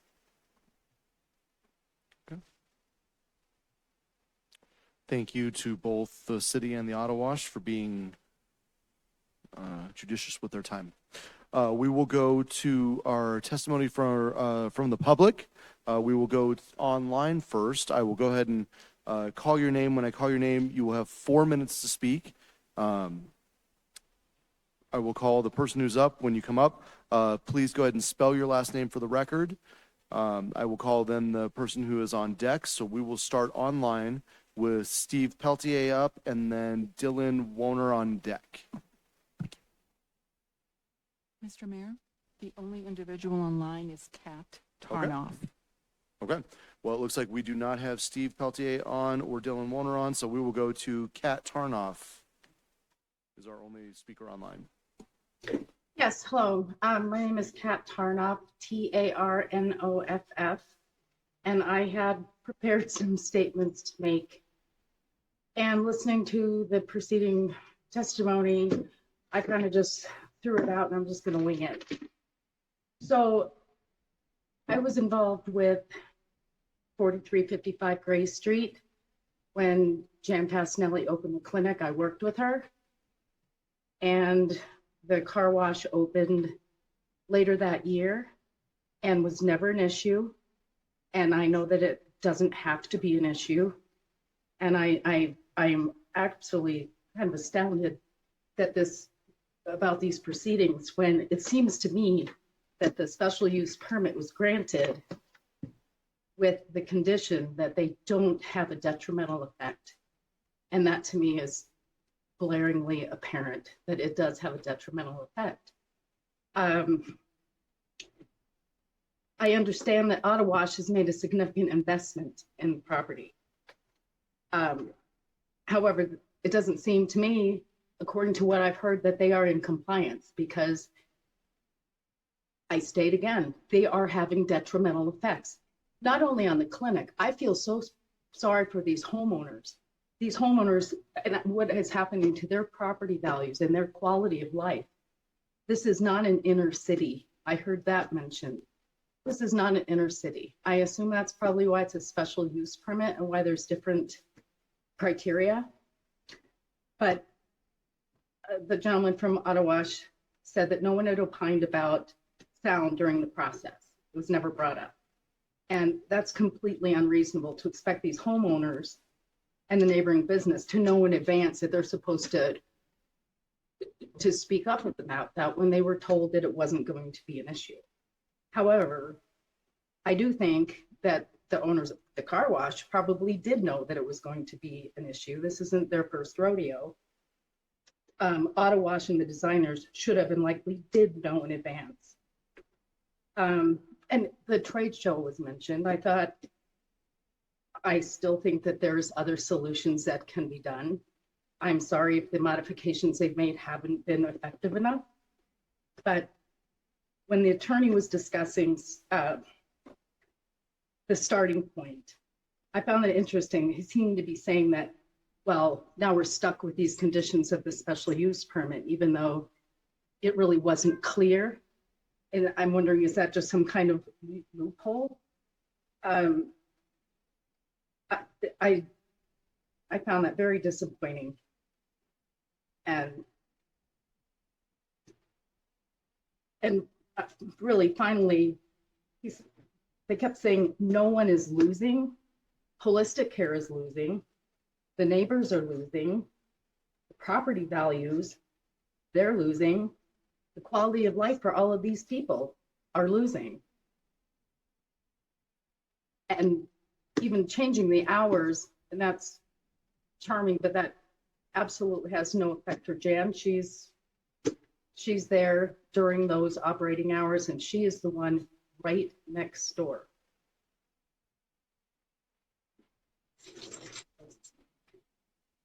Anyway, thank you for your time. Thank you. We will go to our speakers who have signed up in chambers. I will go ahead and call our first person, and then I'll call our second person for on deck. When you come up, please go ahead and just spell your last name, and then you will again have 4 minutes to speak. And again, watch the lights. As it's green, you'll have plenty of time. When it starts blinking, you have about a minute left, and when it goes to yellow, you have about 30 seconds. And then I do ask that you please go ahead and wrap it up when it turns red. I apologize if I butcher your last name. I'm doing my best. We have Lisa Fellman up, and then Leslie Baca on deck.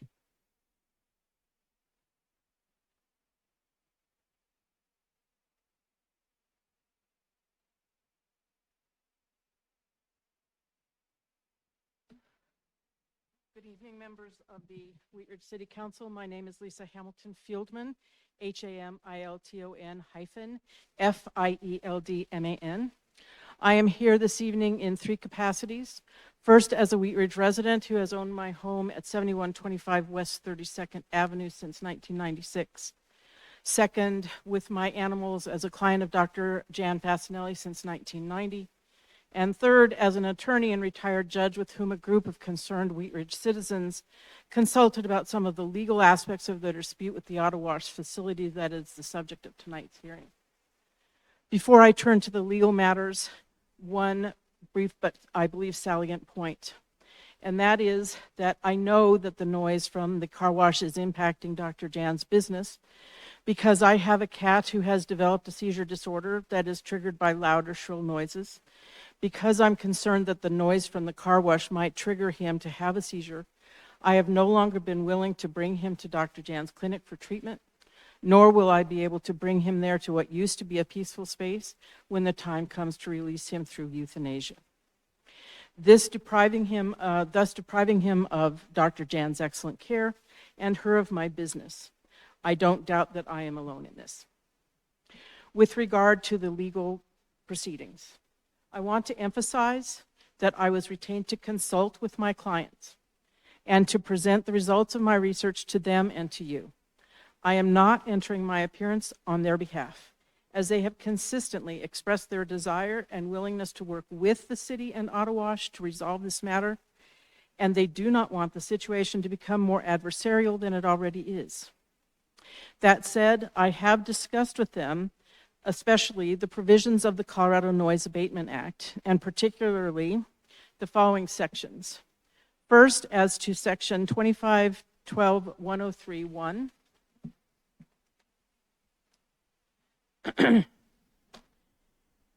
The legislative declaration before 103.1.1 says that there is a need to establish statewide standards for noise level limits for various time periods and areas. Noise in excess of the limits provided in this article constitutes a public nuisance. Then, with respect to the specifics in this case, the standards that apply in this case have been discussed, but there is obviously some question about them, and I'm not quite sure why. The standards that have been discussed are 55 decibels from 7 to 7 in residential areas, and from 7 p.m. to 7 a.m., 50 decibels. In commercial areas, 60 decibels, 7 a.m. to 7 p.m., and 55, 7 p.m. to 7 a.m. However, in subsection 3 of 2512.103, which establishes those maximum noise levels, there is this: periodic, impulsive, or shrill noises shall be considered a public nuisance when such noises are at a sound level of 5 decibels less than those listed in subsection 1 of this section. And I would submit to you, if any of you have heard the sounds coming from the Auto Wash facility, that those noises could be considered to be periodic, impulsive, and shrill, and therefore that the decibel levels set forth in the standards should be lowered by 5. Then, with respect to the applicability, it is not clear to me why those standards, both the time and the decibel levels, have not, it was, to me, it was clear to Auto Wash from the very beginning. Their architectural standards told them that they needed to comply with state standards. They are aware of the state standards. There is a section in the state standards, that is 2512.108, that says, except as provided in a couple of sections that provide for some exceptions. Thank you. Go ahead and wrap it up, please. Okay. Thank you. This article shall not be construed to preempt or limit the authority of any municipality to adopt standards that are no less restrictive than the provisions of this article. I would close with telling you that there is a case, Hobbs versus the City of Salida, in which the Colorado Supreme Court in 2025 ruled that a municipality cannot exempt a facility or an activity from those standards by use of a special use permit. Thank you. We have Leslie Baca up and Scott Galloway on deck. Hi, my name is Leslie Baca. My last name is spelled B-A-C-A. Hello, Wheat Ridge City Council. Thank you so much for giving your attention to this matter.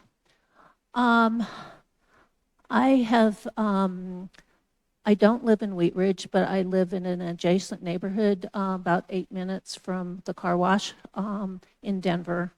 And I've been a client of Dr. Jan Fasinelli as my primary veterinarian for 26 years. She's that good.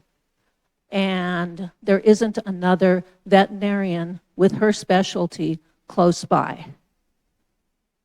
I have brought all of my family pets to her over the last 26 years. Mention was made of the previous car wash that was there, and I used to take my mini blinds down, and I would go over there and hook them up on their walls and wash them down because it was a really quick and easy way to take care of those. And I never saw a homeless person at the previous car wash. It was a humble wash. It wasn't new and modern, but I would suggest maybe City Council take a look at police records because I always felt safe at the previous car wash. I've brought my one of my current pets, a cat, to Dr. Fasinelli. I think it's been like 5 times in the past year. He's pretty sick. And it is so nerve-wracking when that car wash sounds go off. It sets the cat off, it sets me off, although I'm trying to be calm. And you know, when you've had to take your animal to emergency rooms 4 times, and then you're doing follow-up with your primary veterinarian, and she's trying to take a blood sample, and that car wash goes off, those dryers, it can't be done. And so it's cost me money, because I'm like getting tests done, and we can't get a sterile sample, so I'm trying to get a sample from him at home to run, $400 worth of lab work, and it has to be done. I don't want to end up with my cat losing his life. And I'm just really hoping that there is a way to mitigate the sound, because it is impacting my quality of life for my animals and my veterinarian's quality of life in what was once a very peaceful, well-run clinic. And I can't imagine what it's done for the neighbors to the south of them. And so I hope that things can be mitigated. And if they can't, I would say revoke the license. Thank you so much for your time. Thank you. We have Scott Galloway and then Brett Lilly on deck.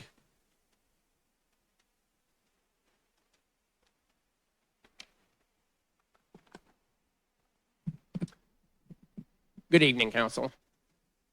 My name's Scott Galloway, Galloway. I live 714 feet south of the car wash on Gray Street. On occasion, I've been outside on my property and have heard the car wash dryers running. That's basically a block away, and I have to say, the old car wash, I never had that issue. I never heard anything. I want to say something here, something that I read in reference to a memorandum dated July 16, 2024 from the city of Wheat Ridge. I would like to point out that the special use permit was approved based on several reasons, one of which is, and I quote, "The special use will not create or contribute to blight in the neighborhood by virtue of physical or operational characteristics." I've lived on Gray Street for 33 years now, and this, I will say, is the first negative impact on our neighborhood I have experienced. Could you imagine trying to sell your home living next to a loud car wash?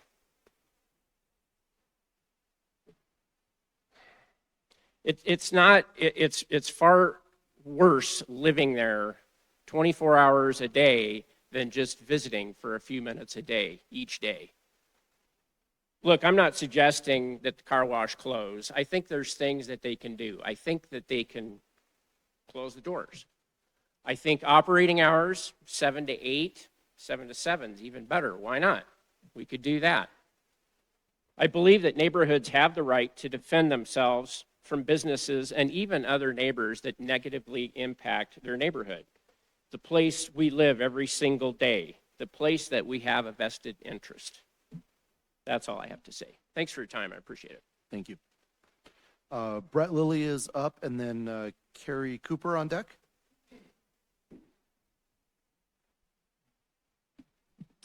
Hi.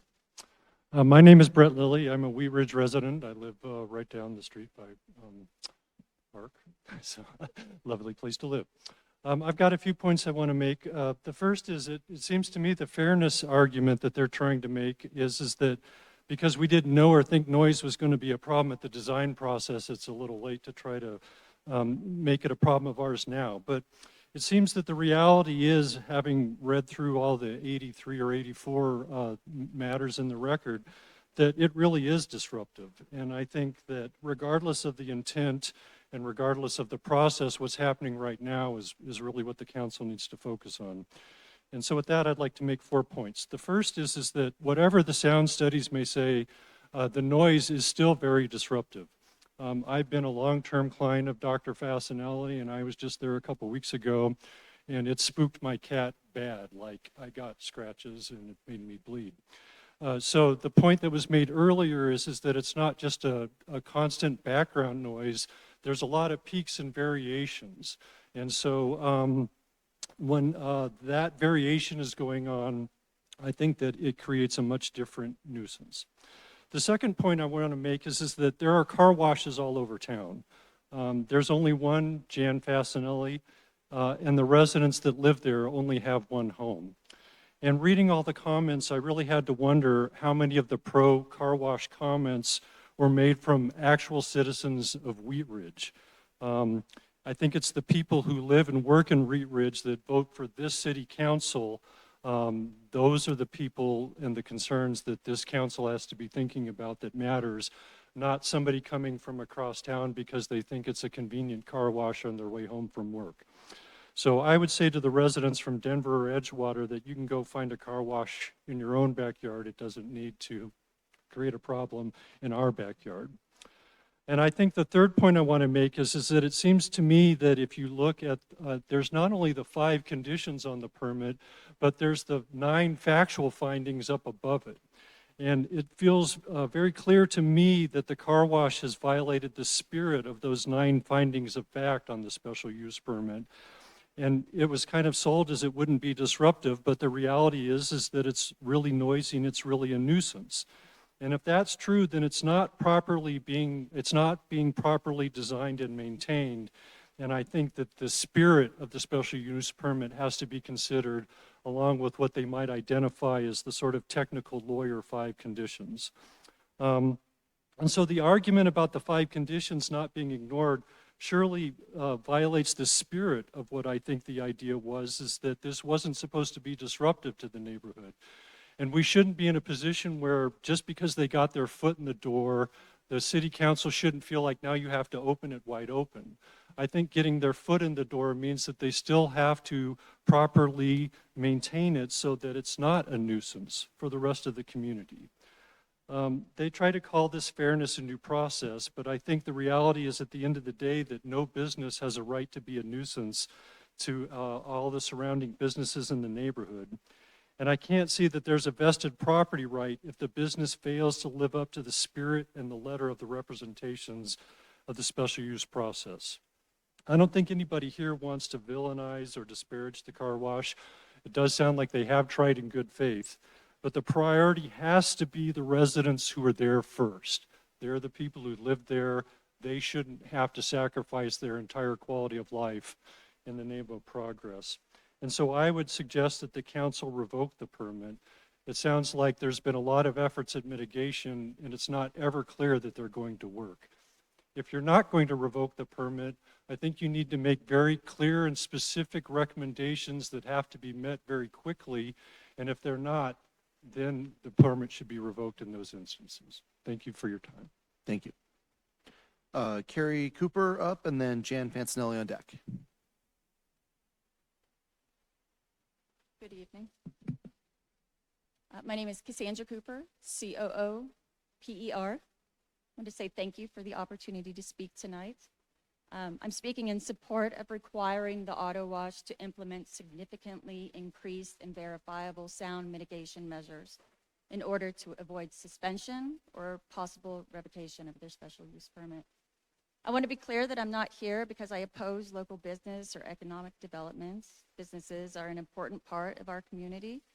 However, businesses that operate under a special use permit also carry an added responsibility to ensure their operations remain compatible with surrounding properties and do not create ongoing negative impacts for nearby residents and businesses.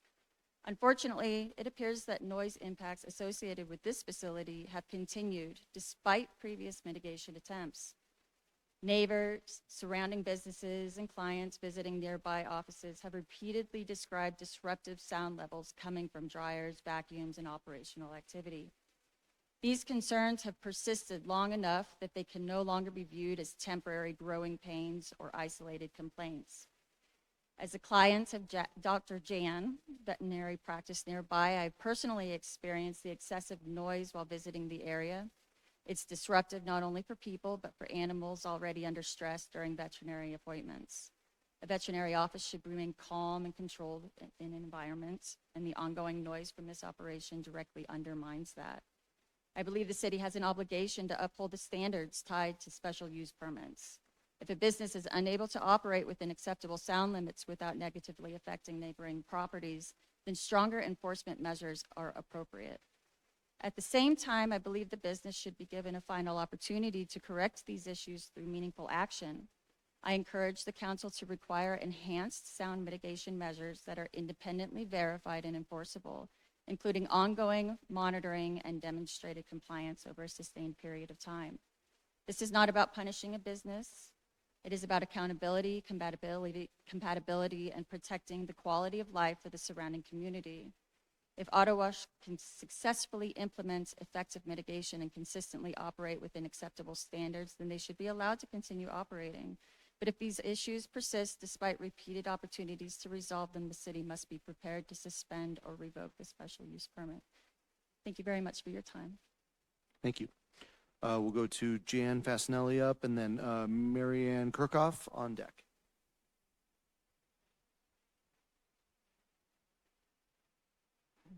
Good evening. I'm Jan Fasinelli, and I live at 5015 Raleigh Street, and my veterinary practice is at 4355 Gray Street. I'm going to comments for a second. Dennis and Aaron, I am so sorry to meet you under these circumstances. In hindsight, I wish I could have invited you over so you could have personally experienced what I was experiencing, and maybe all of this whole year would have been different. You could have heard and then made adjustments based on what you were hearing and experiencing like I was. So my comments are, good evening, council and city staff. I want to thank you for giving me yet another, and hopefully this is the last opportunity to speak to you tonight. I want to thank you for all your guidance over the last year and a half and the issues we're discussing.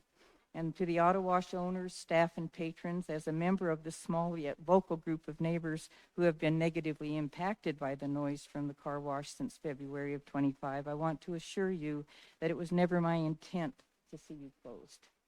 On January 16th to 24, the city of Wheat Ridge approved a special use permit for Auto Wash based on 9 reasons, and I'm here to discuss 1 and 2.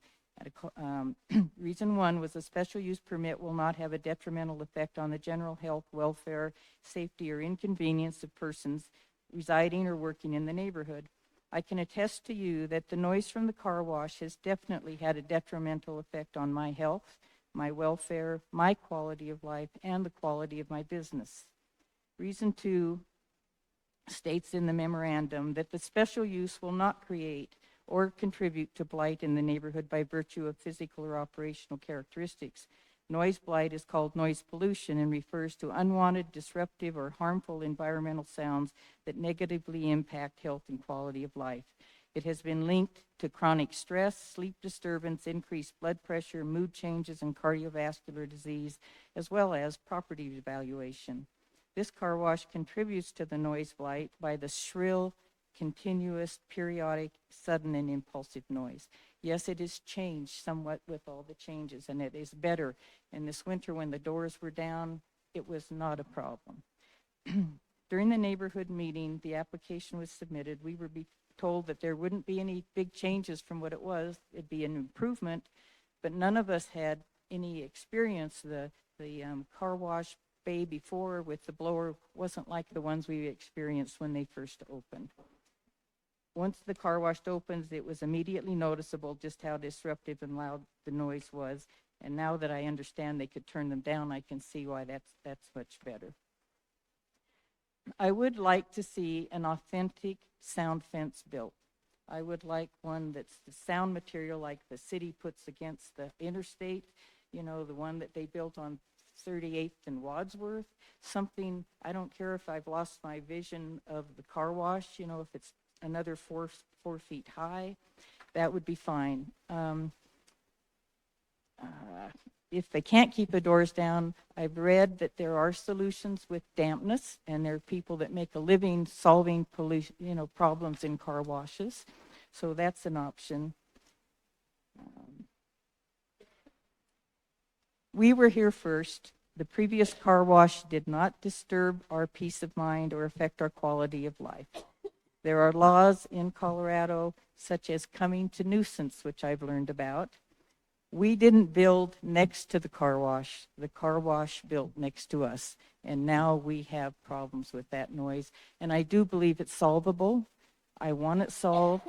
I'm not into shutting down anybody's business. And if it takes, in my mind, if it takes putting this aside for a couple weeks, I don't know how you can all make this decision in the next couple hours. This affects so much, but a lot has come to light today, and I'm wanting to work with you.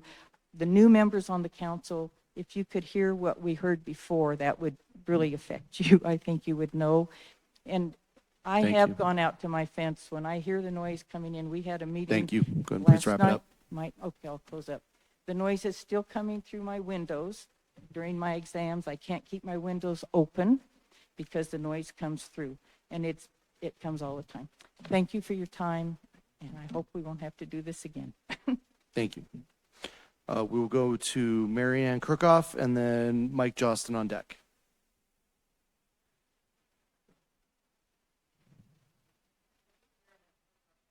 Okay. Then we'll go to, thank you, Mike Jostin and then Sandy Sands on deck. My name is Mike Jostin, Jostn. I live at 4360 Gray Street with my wife, Gretchen.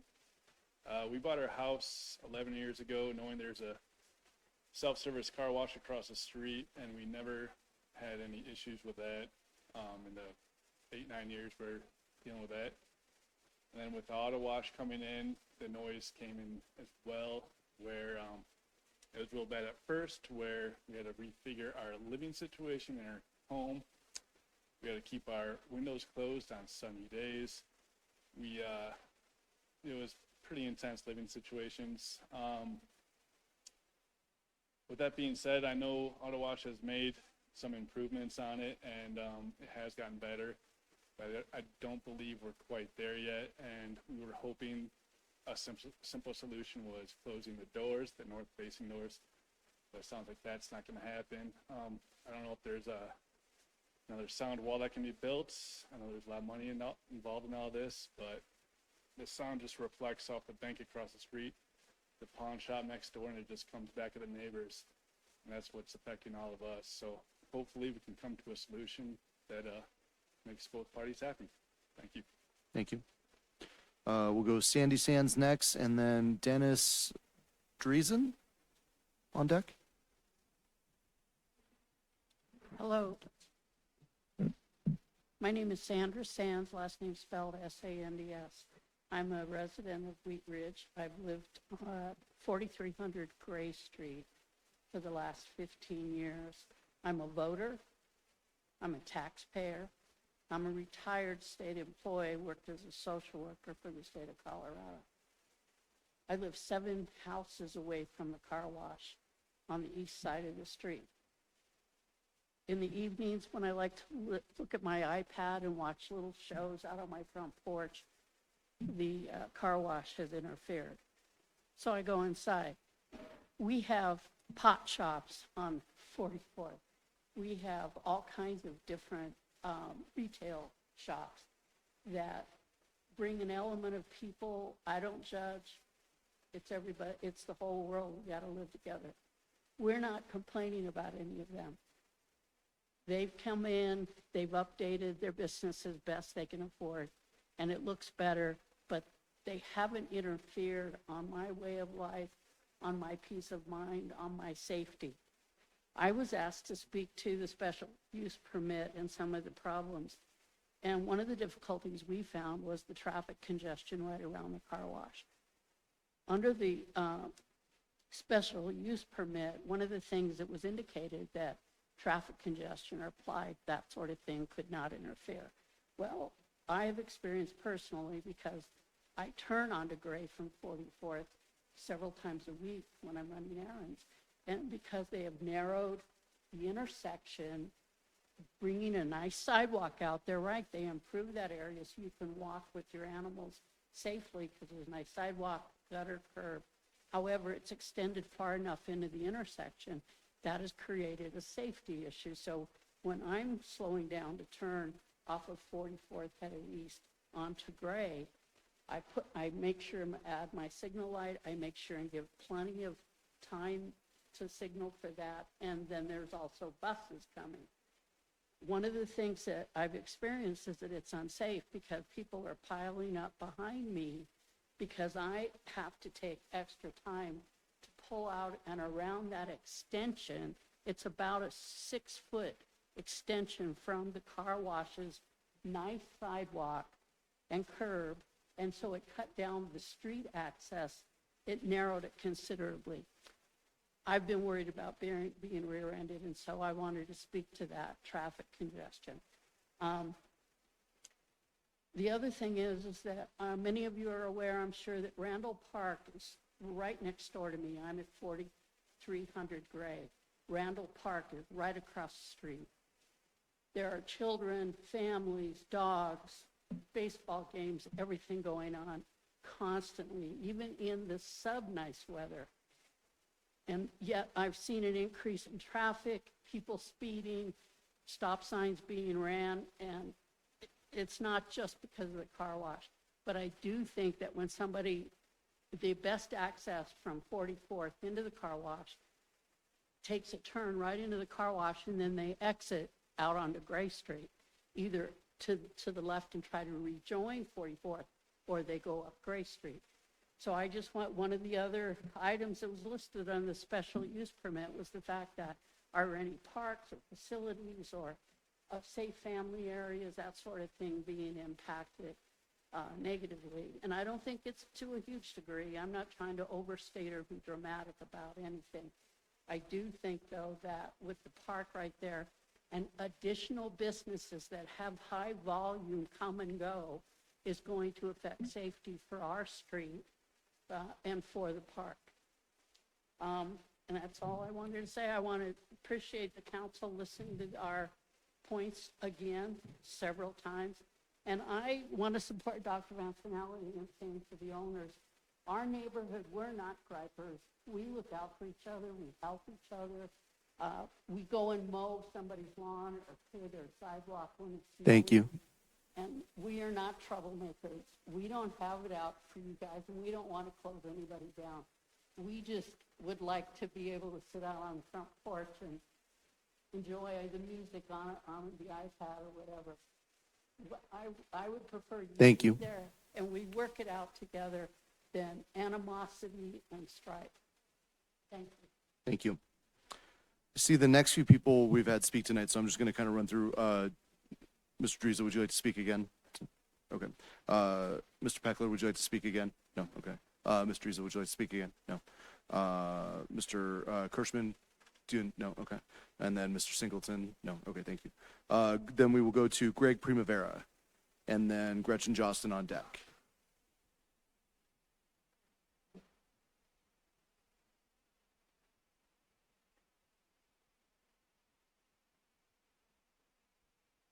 Greg Primavera, Primavera.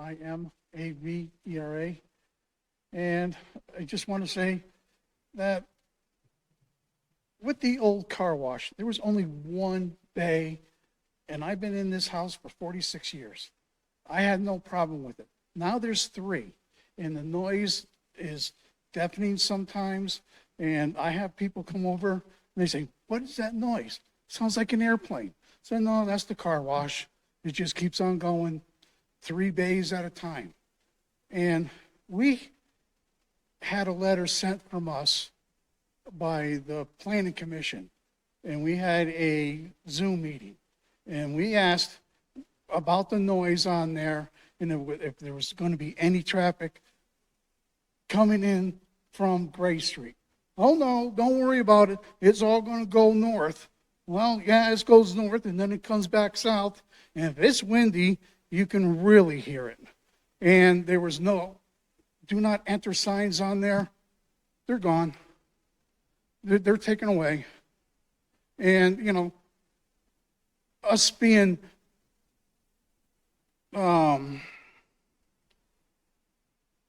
saying that we're, you know, the minority people coming, or, you know, the people coming in and saying this and saying that. Yeah, we live here.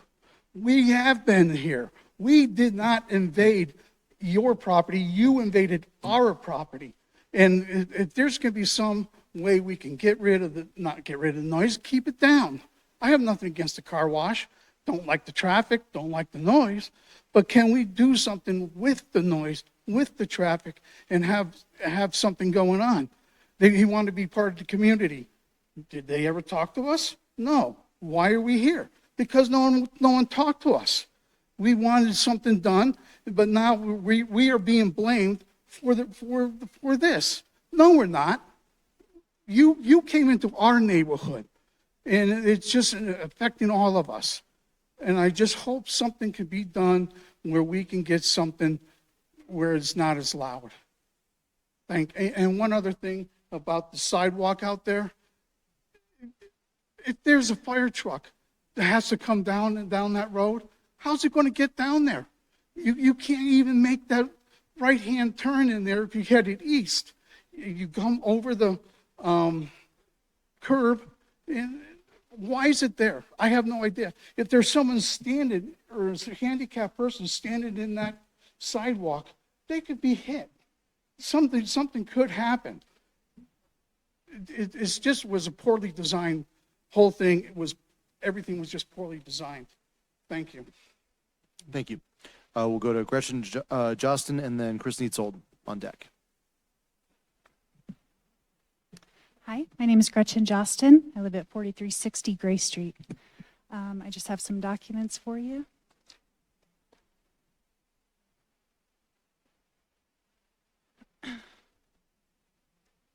As everyone else has explained, we're really just trying to get some solutions to the problem.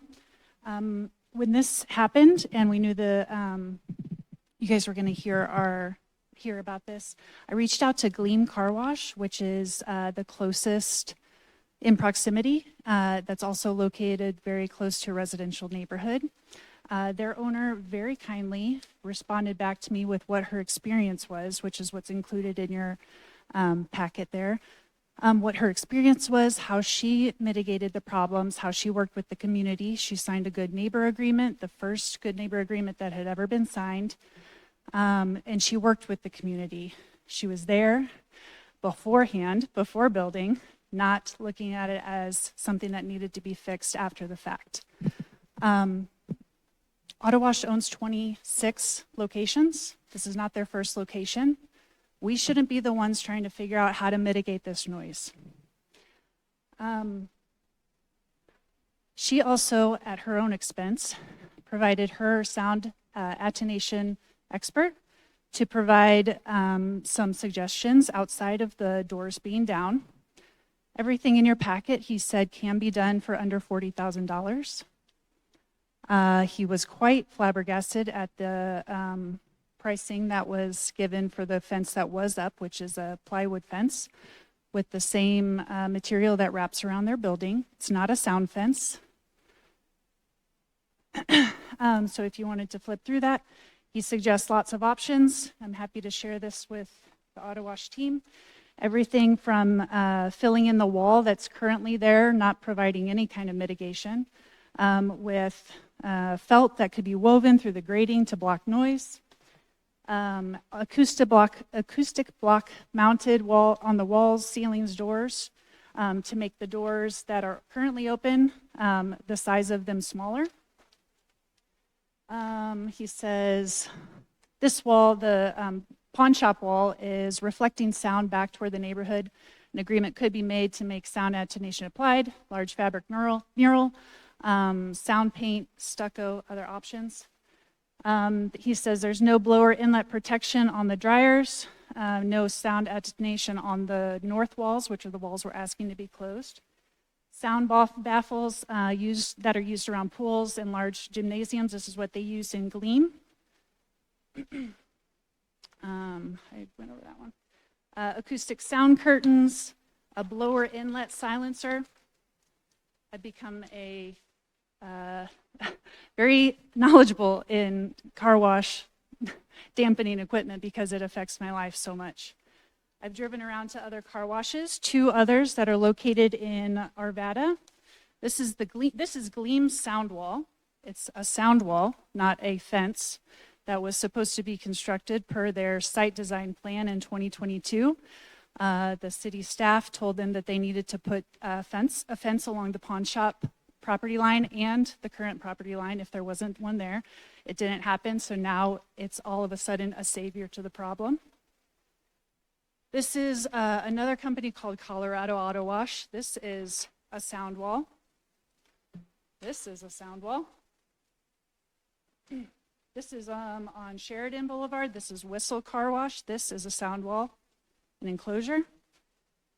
So we're asking simply for solutions that can fix the problem. They're focusing on the legality of it and not focusing on the impact that they're having on us. Thank you. Thank you. I have everything else written. Appreciate you. Thank you. We'll go to Chris Neitzold, and then my understanding is that Dylan Woner is online now, so we'll go back to him after Chris. Hi, my name's Chris Neitzold. I live at 4350 Gray Street. Mayor, members of City Council, I, like many who are speaking, are a current small business owner. Not here, but still back in the state that I came from in Virginia. I live next to Lakeside Auto Wash. I'm going to use my 4 minutes to do something Auto Wash's attorneys, Spencer and Fain, cannot do. Speak to you as someone who has actually lived through this, backed by the owner's own words, his own customer's testimony, and the law. I want to address Spencer Fain's legal arguments directly from their 335-page argument because this council deserves to hear the other side. Spencer Fain will tell you that none of the 5 written SUP, special use permit conditions were technically violated. They are correct that on the condition that the conditions don't explicitly mention closed doors or decibel limits, but that argument deliberately ignores what this council actually approved. Condition number 1 of the special permit requires operations be consistent with representations depicted in the applicable materials. The city's own packet states that clearly, and I quote, noise standards alone do not determine whether a special use permit remains appropriate. The special use permit criteria are broader than the 5 written conditions, and this use has failed those criteria catastrophically. Spencer Fain will invoke vested rights and threaten a takings claim. Here's the legal reality. Vested rights under Wheat Ridge Code Section 26-121 require lawful conduct and justifiable reliance. You cannot claim vested rights in an operation that has violated noise standards from its opening. A business that opens illegally does not earn constitutional protection by staying open long enough. Spencer Fain and Hover Architecture will tell you that the architectural elevations showing closed doors were just standard practice for aesthetic review and not meant to do anything operational. Their own architect put that in writing. But here's what that argument actually concedes: that this neighborhood was shown those drawings of an enclosed facility and was never told that those drawings were meaningless. We are not subject matter experts. No neighbor objected during the commitment period because we believed what we were shown. The doors were going to be down. The legal term is detrimental reliance. We relied on those representations in good faith. And condition 1 exists precisely to protect that reliance. If Spencer Fain's interpretation prevails, no Wheat Ridge neighbor can ever trust an architectural drawing submitted with a permit application again. Now, Spencer Fain will also tell you that the noise standard kept changing, creating a due process. The Supreme Court, Colorado Supreme Court answered that argument unanimously 8 months ago in Hobbs v. City Salida. The court held that CRS 25-12-103 establishes blinding statewide noise limits that no local process can waive or permit around. Those violations constitute a public nuisance as a matter of state law. The standard isn't shifting. It never was. State law is always applied. Under the law, 55 decibels at residential properties. Your own police reported 85.4. It's in that document. Decibels at this facility. That's not a close call. Finding number 9. The proposed special use promotes goals and outcomes from the city's comprehensive plan. I'm confident your comprehensive plan did not contain a goal that reads, trap customers in their cars on public streets, destroy the quiet enjoyment of the adjacent homeowners, and operate in flagrant violation of Colorado noise law. While the owner rallies supporters online to pressure the city council or threatening the city of Wheat Ridge with a $5.5 million lawsuit. Changing this permit promotes your comprehensive plan. Allowing this to continue does not. Thank you. I'll close with this. When Dennis and Aaron chose where to live, they didn't choose a house next to one of their own car washes. They chose a house a third of a mile away, tucked safely in the middle of a residential neighborhood, fully insulated from industrial noise. They are asking this council to make our permanent reality. They made their choice about what it's like to live next to this business. Modify the special use conditions with enforceable actions you haven't done up until this point and hold them accountable. It's clear Auto Wash's 6 proposed suggestions on those conditions by their council were consistently no action. Thank you for your time. Thank you. We will go back to our Zoom and go back to Dylan Warner. Mr. Mayor, he's no longer Oh. online. Okay. Well, that is all the people we have signed up to speak. We will go ahead and take a recess right now. We'll look at a 10-minute recess. So we will be back at 9 o'clock. So 9 p.m. Thank you.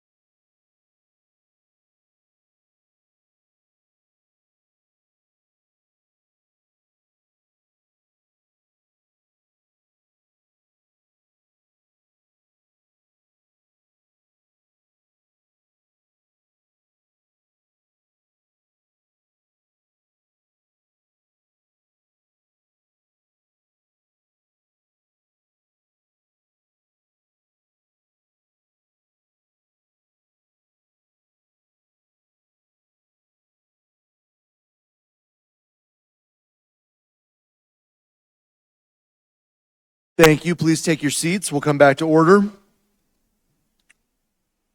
We just wrapped up our public testimony, so we will go back to the city community development team for their wrap-up comments. Thank you, Mr. Mayor. I'll be brief. The city's development code, as you know, is designed to balance economic activity and neighborhood compatibility. And at the end of the day, a special use permit is not a one-time entitlement disconnected from future operations. It was approved based on the provided application materials and the assertion that there would not be impacts. When actual operations have an impact on the real world, the city has an obligation to evaluate a special use. The code does not give me the ability to require site improvements to mitigate impacts. Voluntary changes have not sufficiently mitigated impacts. Enforcement is not a permanent management strategy. The expectation is that a use operates in a compatible way and does not require continual monitoring by the city. The city's role is also not to design operational solutions for a business. After more than a year, concerns have persisted. The car wash does not comply with noise limits under all conditions. Professional mediation was offered and declined. I believe additional conditions are necessary to provide clarity and to ensure that ongoing operations align with the SCP criteria and the original application. Thank you. Thank you. And we'll go to Auto Wash for their concluding remarks.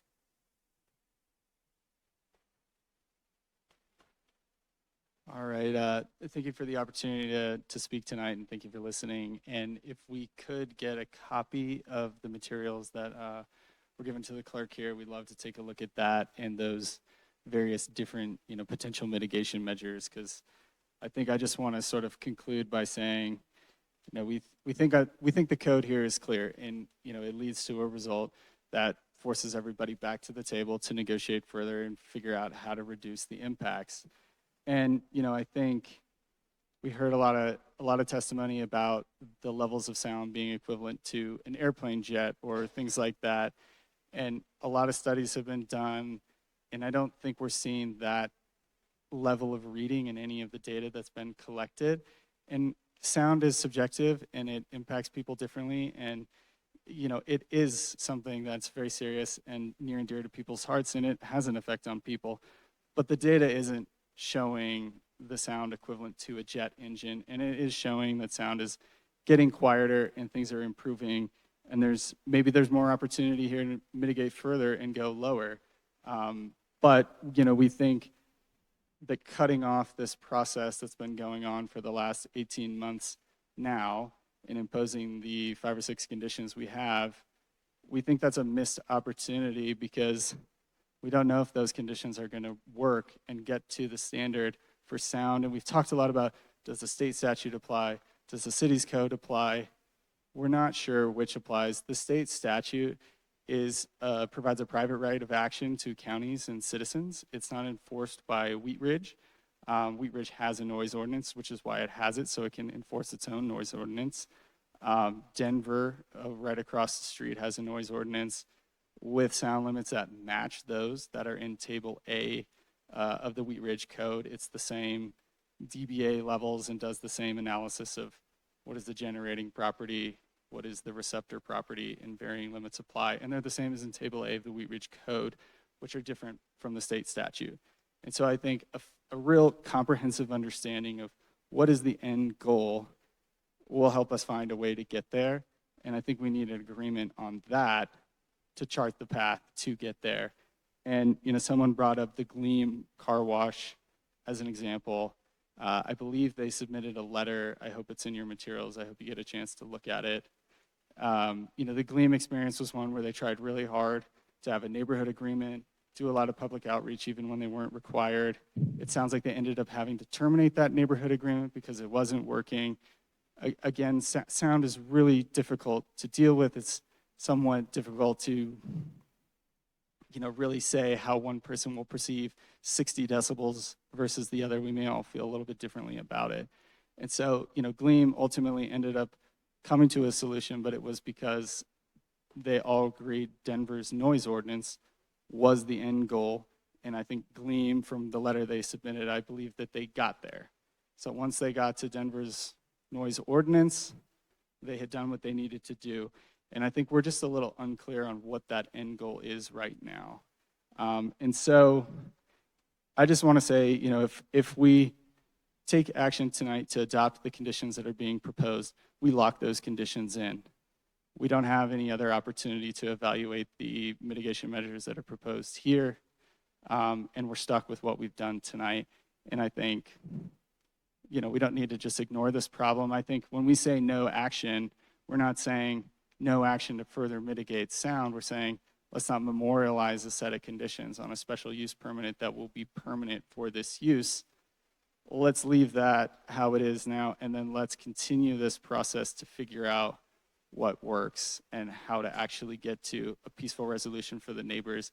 I heard a lot of people say tonight they don't want to feel like they're the bad guys for shutting down a business, and I don't think, you know, the business wants to paint them as the bad guys either.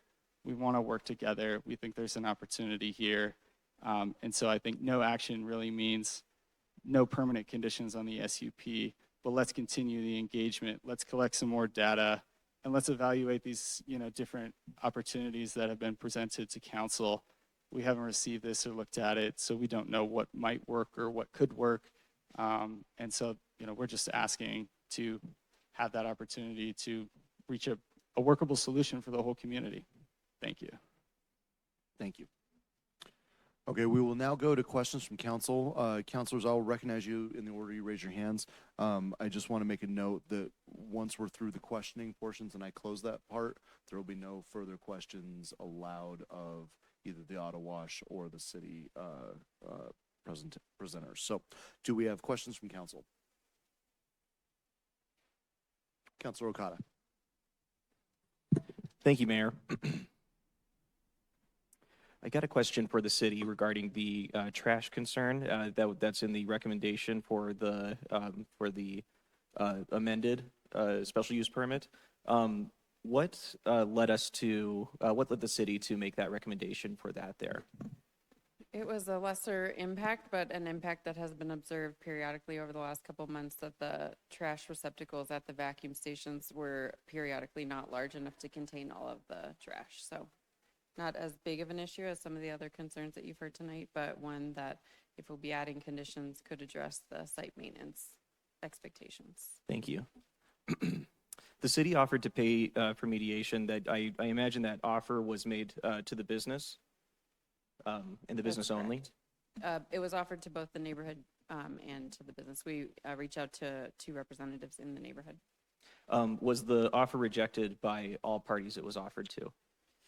It was essentially, yes. It was not accepted by either party. Thank you. I do have a question for the auto wash as well.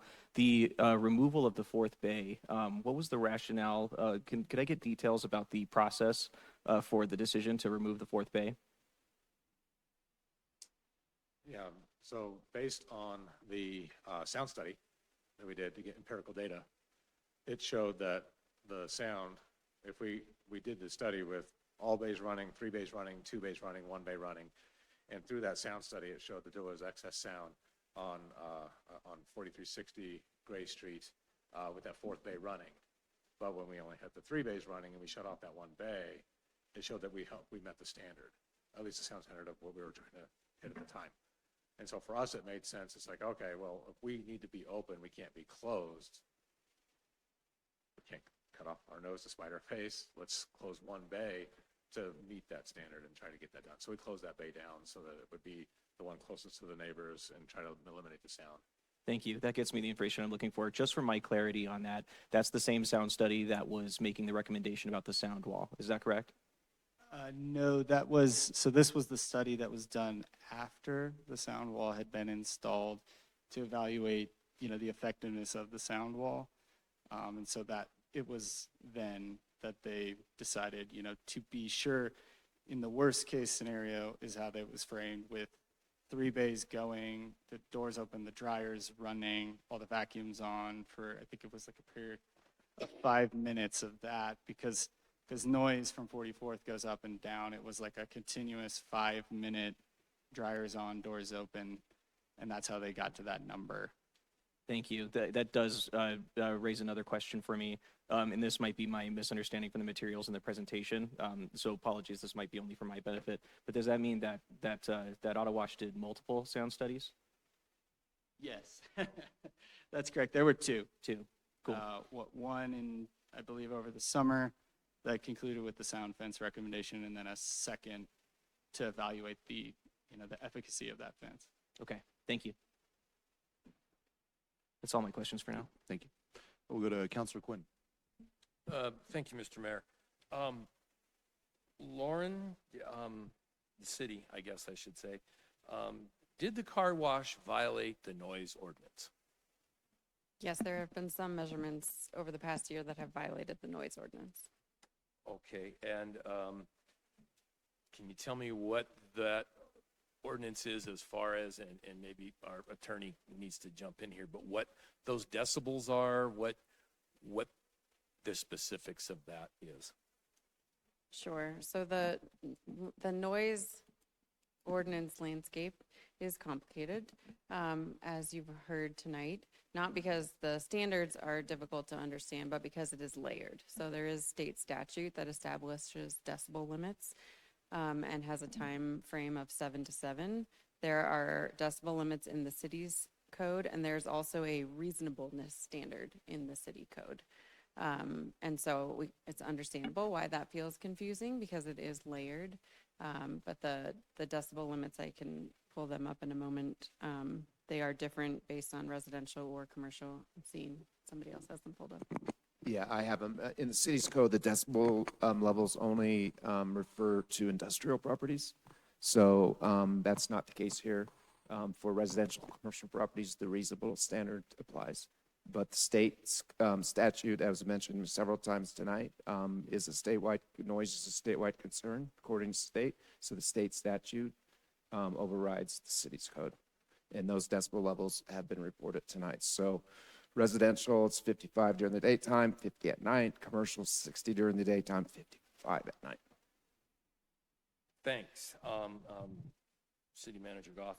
I was going to ask, how does that Supreme Court decision pertain here? But I think you kind of It's a little nuanced. It's a little different. The Supreme Court case was about outdoor amplified permit that the city of Salida provided to a business. That's different here. We did not provide an outdoor amplified sound permit. We provided a special use permit. In my opinion, the Supreme Court case does not apply here, but. Sorry. It doesn't technically apply here because it's on a different set of facts as just discussed by Manager Gall.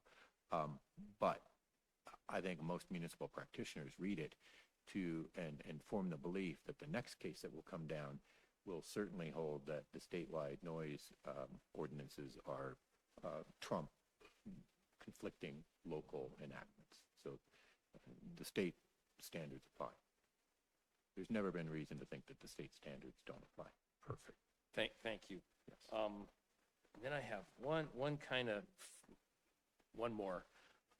In the packet we had, there were two sound studies done by two different firms, and they seem to be quite opposite each other. Am I thinking right? I mean, I shouldn't say opposite, but the one sound study talked about the wall between the veterinarian, how it was too short, was made of insufficient materials. I work construction for a living, and I would happen to agree with that. Is it just two different entities, and that's what we got, or is this driven by who paid for it? I'm happy to clarify that. So when the city initially asked Autowash to voluntarily pursue sound measurements, they hired Wave Engineering. So Wave Engineering completed a first study in the summertime and then completed a second study after the fence was installed.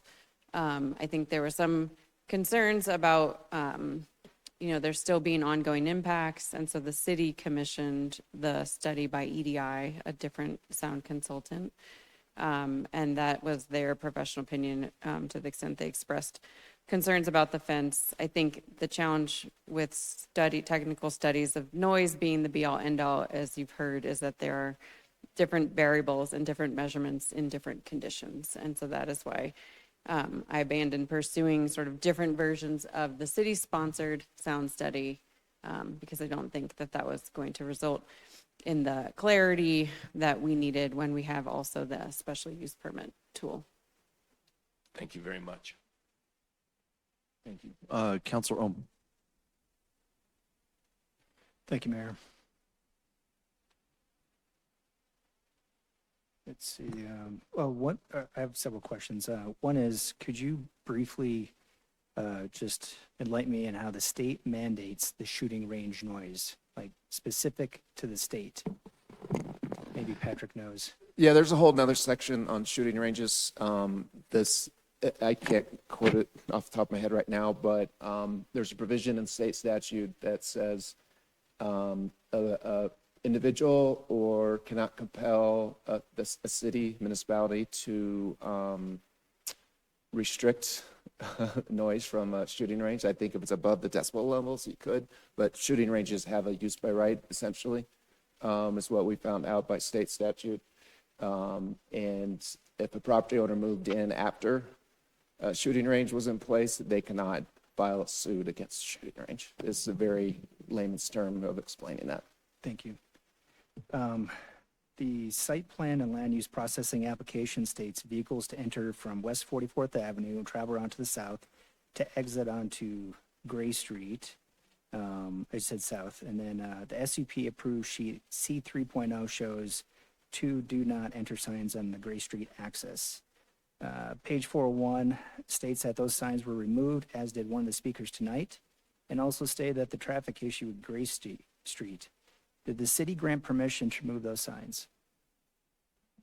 I don't know the answer to that. If it was something that our engineers or public works might have required, I can look into that.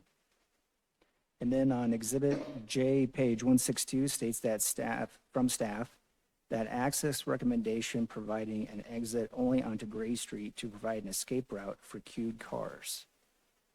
That's, I'm just reading that. My question is, could that access be cut off? Gray Street would be required to stay as at least an exit only, and also I think it was a fire-related requirement. The Thank two you. access points, I believe, were both there with the prior car wash as well. Thank you. Exhibit M, SUP is granted with the following conditions. Special use should be consistent with the representations depicted in the applications. Number 2, the architectural upgrades and site plan modifications shall be consistent with the SUP site plan elevations.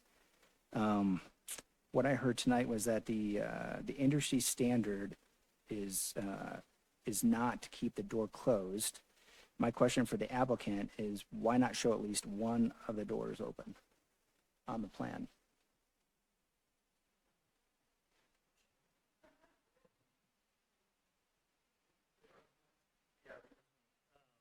Yeah, it's a good question.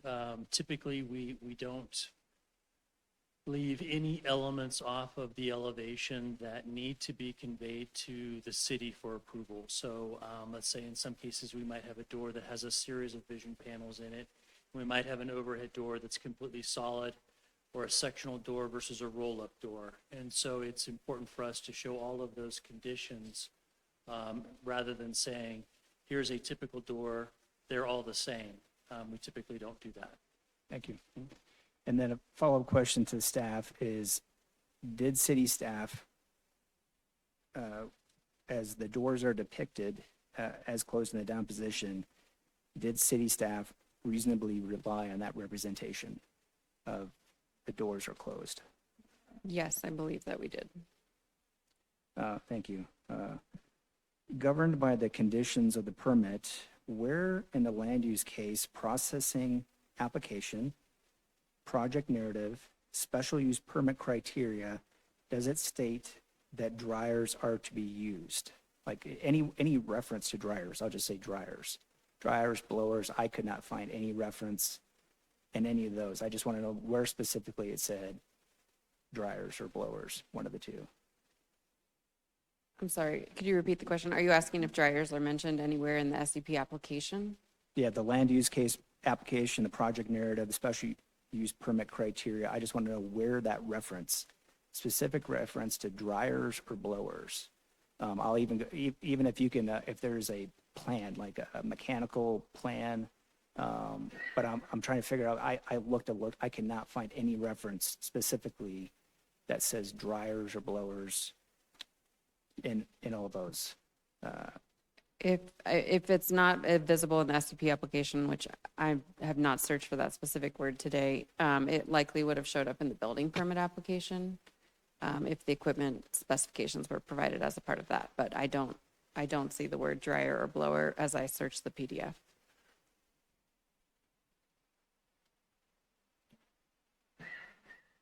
I think that's, that's all the questions I have. Thank you. Thank you. Go to Councilor Snell. Thank you, Mayor. I have a couple questions for both the applicant and our staff. First of all, the previous car wash that was in this location, did it ever at any time have blowers, dryers, anything? That's probably, Lauren, that might be for you. I'm sorry, would you repeat the question? The previous car wash that was in this location, did it at any time ever have blowers or dryers of any sort? I believe that in 2015, when the automatic bay was added, it may have, but not in the 4 open bays. Got it. Okay. Thank you. For the applicant, just a couple of questions. The blowers that exist in your location, is that the same model of blower, the only model of blower that's always been in that location, or have they ever been changed?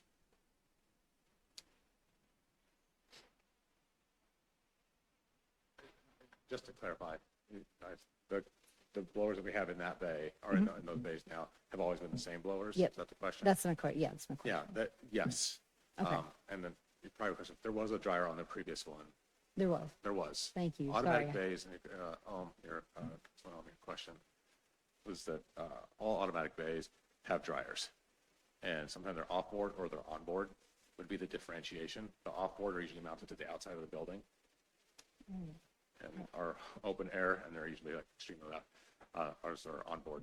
But yes, the dryer's been the same the entire time. We simply had our engineer go in and install a VFD and literally cut the power. We didn't know we could do that until we were working with an engineer on a different project. And he came up with the idea. He says, why don't you just use a VFD and turn them down literally? And that's what we did to change them. But they've been the same, and the same on all of the rest of our locations. Sure. Okay. Thank you for that. Just a couple questions. Well, one question on the fence. Sorry to make you get up and down again. Can you just clarify, I see some photos, but can you clarify what the material is that's made out of? Yeah, so the fence was made, it's steel framing, 3/4 inch plywood, and then polyurethane, 1.5 inch thick foam. The reason we selected that material, talking with our sound engineer, was that the sound wall had to have a certain density or weight per square foot with that. And so we did the math and pulled the data sheets from the material and built it that way. And so that's how it was constructed. Got it. Thank you. And it's 6 feet tall? How tall is it? It is 6 feet tall on a 2 feet berm. So the way the elevation works, there's a hill between us and the adjacent property. And so the fence lies on top of that property. So it's technically 8 feet from our 0 level. Got it. Okay. I think that's all the questions I have. Thank you so much. Thank you. We'll go to Councilor Wood.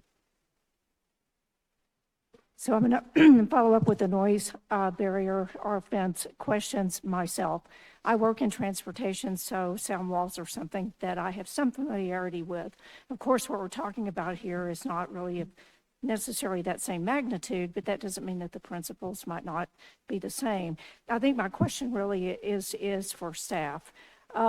It seems like, though noise is something that's subjective, there are standards. I know we've talked about 2 sets, but there are standards that are used, and there's accepted techniques of modeling that are used to design a sound wall or barrier that would take care of sound attenuation. It sounds like, if I understood this correctly, and please correct me if I say it wrong, but maybe what was used in this case didn't quite meet the mark.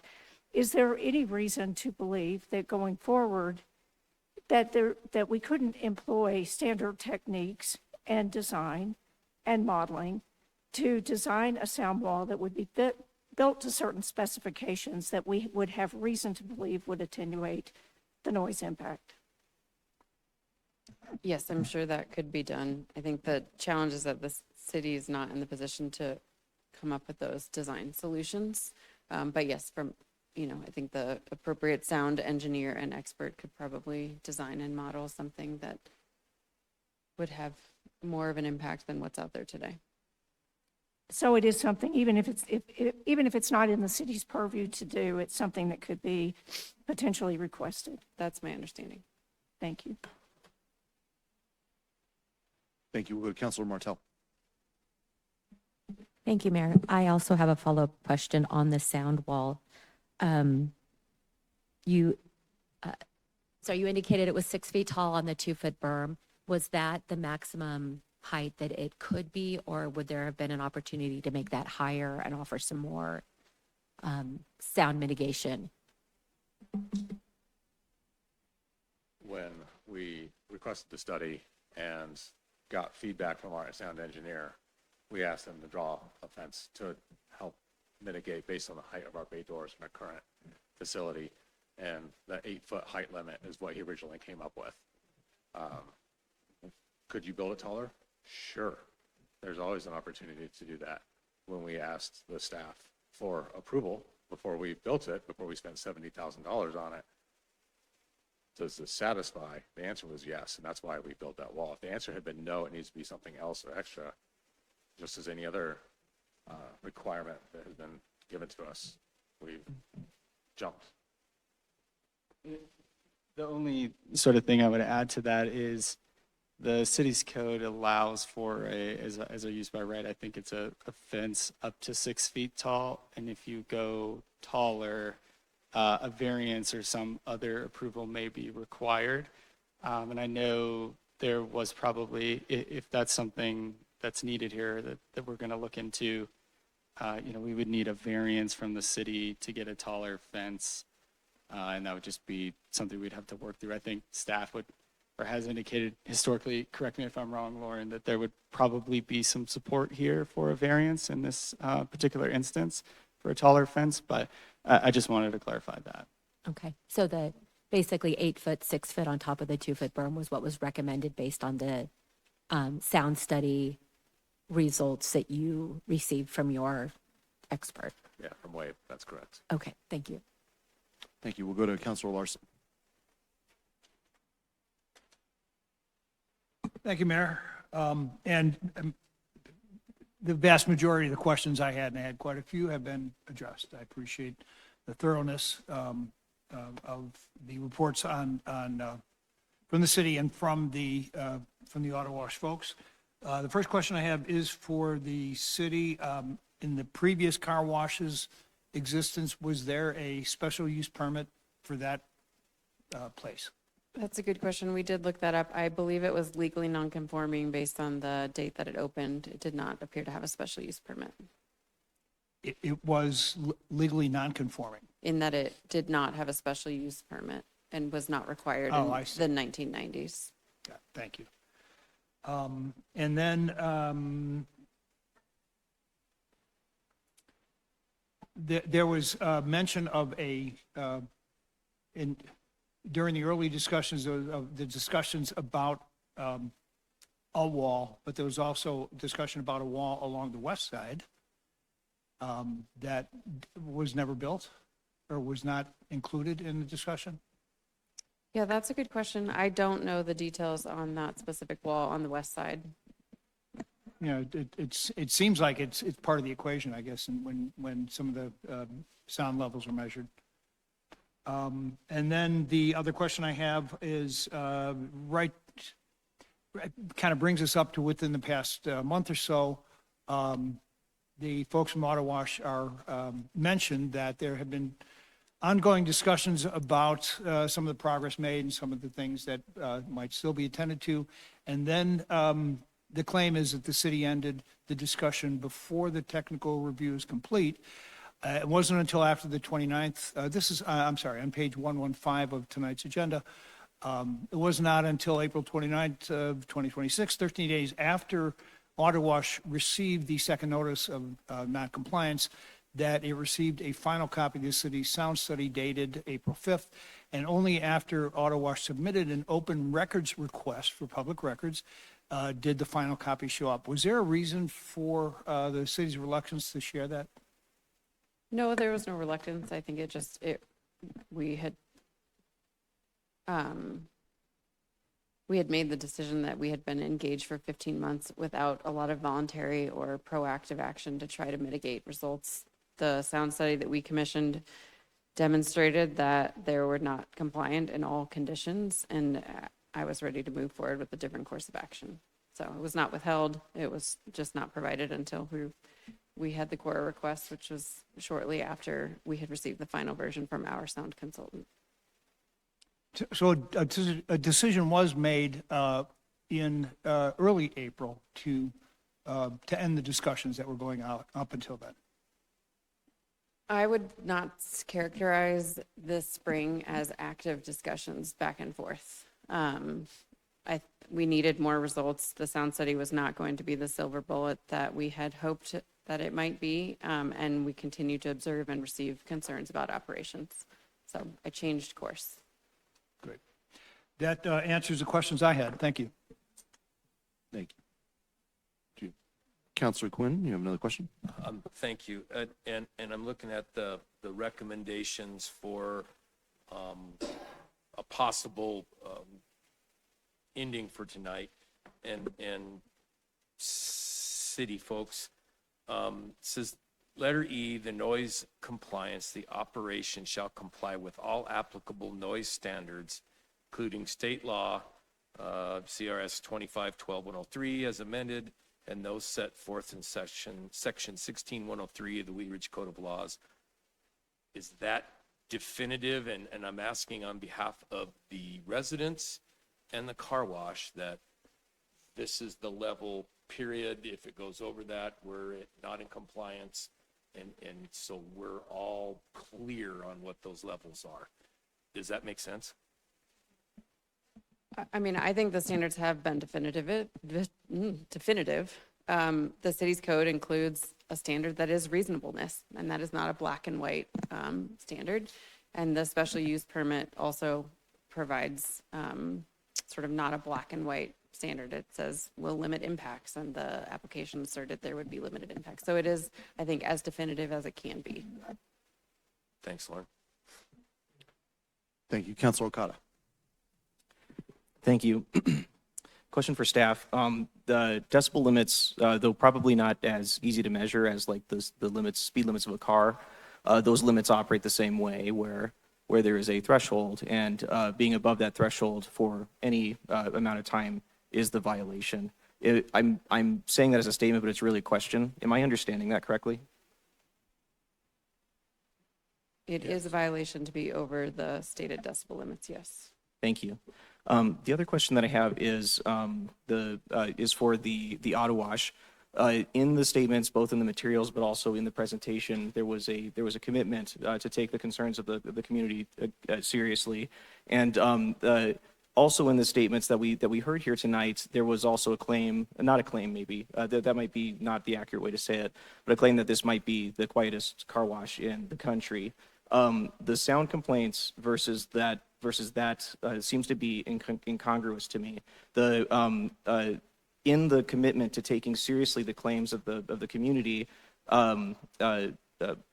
do you see a little bit of a contradiction there by a difficulty to take those claims seriously while also feeling like it could be the quietest car wash in the country? Yeah, I think it's really, really difficult for us to figure out what we are supposed to do. We've made it the quietest car wash. On average, our sound is about 55 decibels at the property line and on the other side of the fence. I don't know how to get any quieter. Like we are hearing complaints about extremely loud noise and shrill and shrieking and all these things.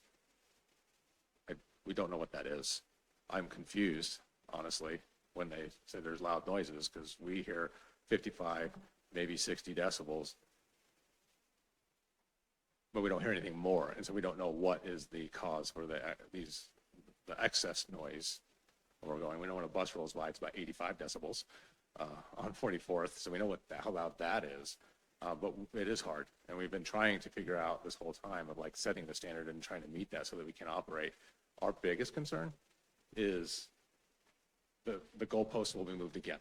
They've been moved twice on us already, and trying to create a sound wall, great, we build it 3 feet high because that's what everyone agrees is going to be great, and then there's still a reasonableness standard that says, I don't like it because on Easter Sunday I couldn't hear it or whatever is the problem. And now we're back here again because it's just complaint driven.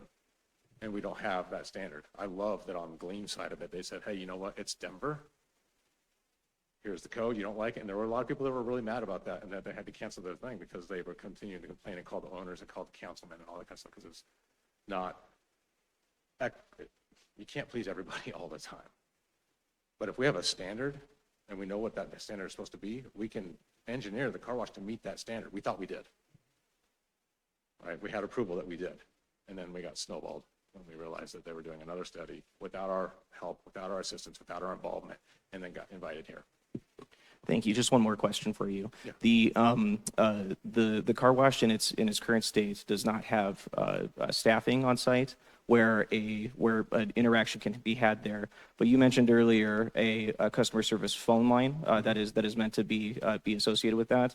We have seen in the comments that were submitted online some of the interactions that were done with the customer service in that instance. As a business owner, the difficulty that exists with being able to satisfy customers that are there or the community that's around it without a physical person there, is that a possibility of difficulty that you can see in the future with being able to adhere to some of the difficulties that you have as a business owner? I know it's a hard question because you have 25 other locations that presumably might not be operating that same way, but I'm curious. We actually pride ourselves in being able to run what we call unattended through software, through support, and through our systems. We have staff visiting the site every single day. On that site, anywhere from 2 to 4 hours, depending on the rotation, and if someone calls in sick or whatever, that can make that vary a little bit. But between 2 and 4 hours a day, every day, someone is on that site with the goal to sweep curbs, empty trash, do all that kind of stuff. Customers from 9 a.m. to 6 p.m. phone line that they can call, text, email, Facebook, Instagram, direct message. However, we are the most accessible car wash in the industry. And so however you want to reach out to us, please don't call our people and scream and yell. We have blocked a few of the neighbors from being able to call us because they've been belligerent and excessive with our customers. Our staff has been accosted by the neighbors, and so that's also a concern for us. So it does make it hard to service that when they get yelled at by the neighbors. Thank you. That's all my questions. Any other questions from council? I have one question that kind of came up during the presentation for the auto wash staff. You showed some pictures of some improvements to the doors as far as like sound mitigation and stuff goes. Why do the mitigation to the sound to the doors if you're not going to close them when they run? That's a wonderful question. I think that may be a misunderstanding. Our entrance doors, which are the doors to the south, are closed over every single wash. And they have been since we got the first ticket, since they tried to put me in jail for just violating the sound ordinance, disturbing the public. We put those in right away. Like I said, we take these allegations seriously. So we have closed the doors on the entrance side from the very beginning, and they've stayed closed.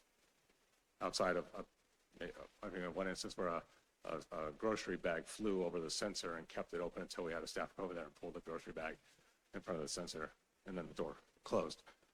That is our only exception to doing that. Doors have been closed with the sound on that side so that we can make it quieter, for sure. Just on the entrance side, but not on the exit side? In the winter on the exit side, once it gets warmer, we got to let those bays breathe. We've already lost 2 door operators due to the humidity in there. It rusts everything out really, really fast once it gets over about 50 degrees. And that water and sun in there is not, it's not pretty. Thank you. one last time, any other questions? You will not be able to ask questions of staff or the auto wash once we close this portion of the, okay. I will go ahead and close the testimony portion of our hearing, and I will go ahead and open the deliberation portion. So, council, you may go ahead and deliberate, discuss.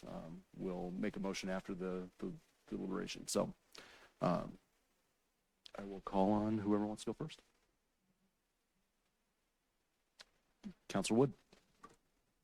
All right, well, staff has outlined for us, and I'm sure we could go beyond that if we wanted to as well, 3 options. With the first option being to, actually, I don't have it right in front of me, with the first option being to modify the special use permit with a number of suggested ways that we could do that. I am inclined to feel more like this is a way to go, to provide some opportunity and a way to come to a good end that would suit all, to address the issues, but also to allow the car wash to continue. Now, the conditions that are suggested in here are not without requirements, but I think that they are reasonable requirements in order to come to a situation where we have a business that operates in a neighborly way and a community that can work together. Thank you. Go to Councilor Larson. And thank you, Mayor. And looking at the, excuse me, the actions we're considering tonight, we have the 3 options. One is modify. The second option is to retain without change. And the third option tonight we're considering is to revoke the special use permit. I would suggest that council consider option 1, modifying the special use permit with the following changes that, and these are on page 10 of your agenda packet. Option 1, modify the special use permit, and then there's letters A through F. I would recommend that we keep or possibly modify the number A, the bay doors closed. That probably requires further discussion, but I think it is very important because what we're hearing is the sound reflecting across the street is causing part of the issue. We also keep B, which is hours of operation. I think those are pretty well established, and closing 8 o'clock does not seem like too much of a burden. I'd like us to consider deleting C, the on-site signage, because I tend to agree with the auto wash folks. They know how to put signs on their own locations that work. I would also suggest we delete D, the site maintenance, install, and regularly service trash cans, because that is something that, as any responsible business person knows, that if you let things like trash overflow, your customer is going to go away. I'd also recommend that we keep E as it is. The operation shall comply with all applicable noise ordinances, because that's just basically how we do business here. And then revise F to on monitoring, where we revise it somehow to simply say we are looking at periodic random sound measurements that cannot be sort of anticipated ahead of time, and then revise also the second part of that, the second sentence of F, to where we request or we conduct sound studies. These are sound studies conducted probably by our police department, that we conduct the sound studies when circumstances change, such as equipment changes or operational changes or a recommissioning of the Eastern Bay. Thank you. Councilor Okada. Thank you, Mayor, and thank you, Councilmember Larson. There are a couple of things that I want to kind of add to that piece. Well, we might already be in a position where we could be able to get to trim away keeping the special use permit as is, and also trim away revocation. I'm curious if we might be able to make that progress right now, and then focus on the modification clause. Is that consensus to remove the possibility of revocation and remove the possibility of keeping the special use permit as is? Check me. Hands for consensus. I don't know that we can Yeah. make a consensus in a meeting like this, so.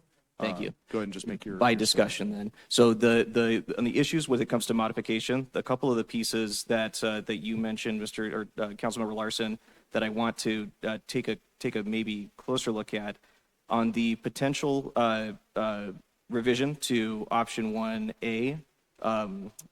Doors may be opened only for vehicle entry and exit.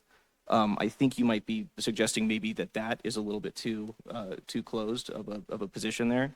It already says shall remain fully closed during all wash and dry cycles. So if no activity is happening in the bay, then allowing it to be open is okay, even if that means that no vehicle entry or exit is occurring. That would be my suggestion for the revision on option A.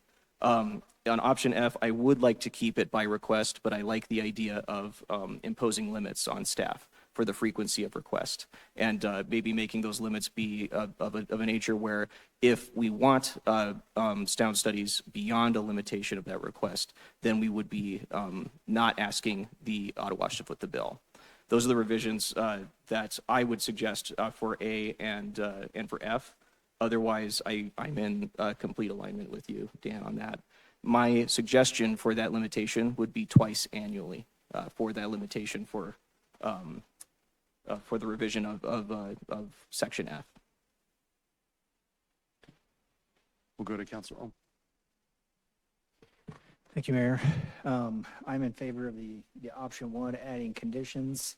I would say that I'm in support of the bay doors being closed unless for some reason that the applicant could, demonstrate some further sound walls facing to the east.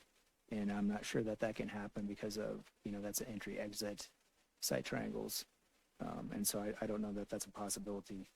And then as far as keeping everything, maybe potentially modifying F, as Councilmember Okada said, that they're for staff to work something out so that there's some type of reasonable limit.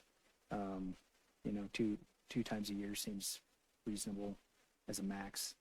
And that's it for me. I'm not, we've had a lot, the neighbors, the constituents that have voiced their opinions tonight has not been that they want to revoke the special use permit. They want to find a path forward that reduces the sound. And so I am in favor of the option 1 modifying. Thank you. We'll go Councilor Quinn and then Councilor Snell. Thank you, Mr. Mayor. I too am in favor of option 1, figuring out some conditions that we can all live with. Got to be honest. In the beginning, I was a number 3 guy. I was tired of this. The neighbors around there that spoke tonight convinced me otherwise.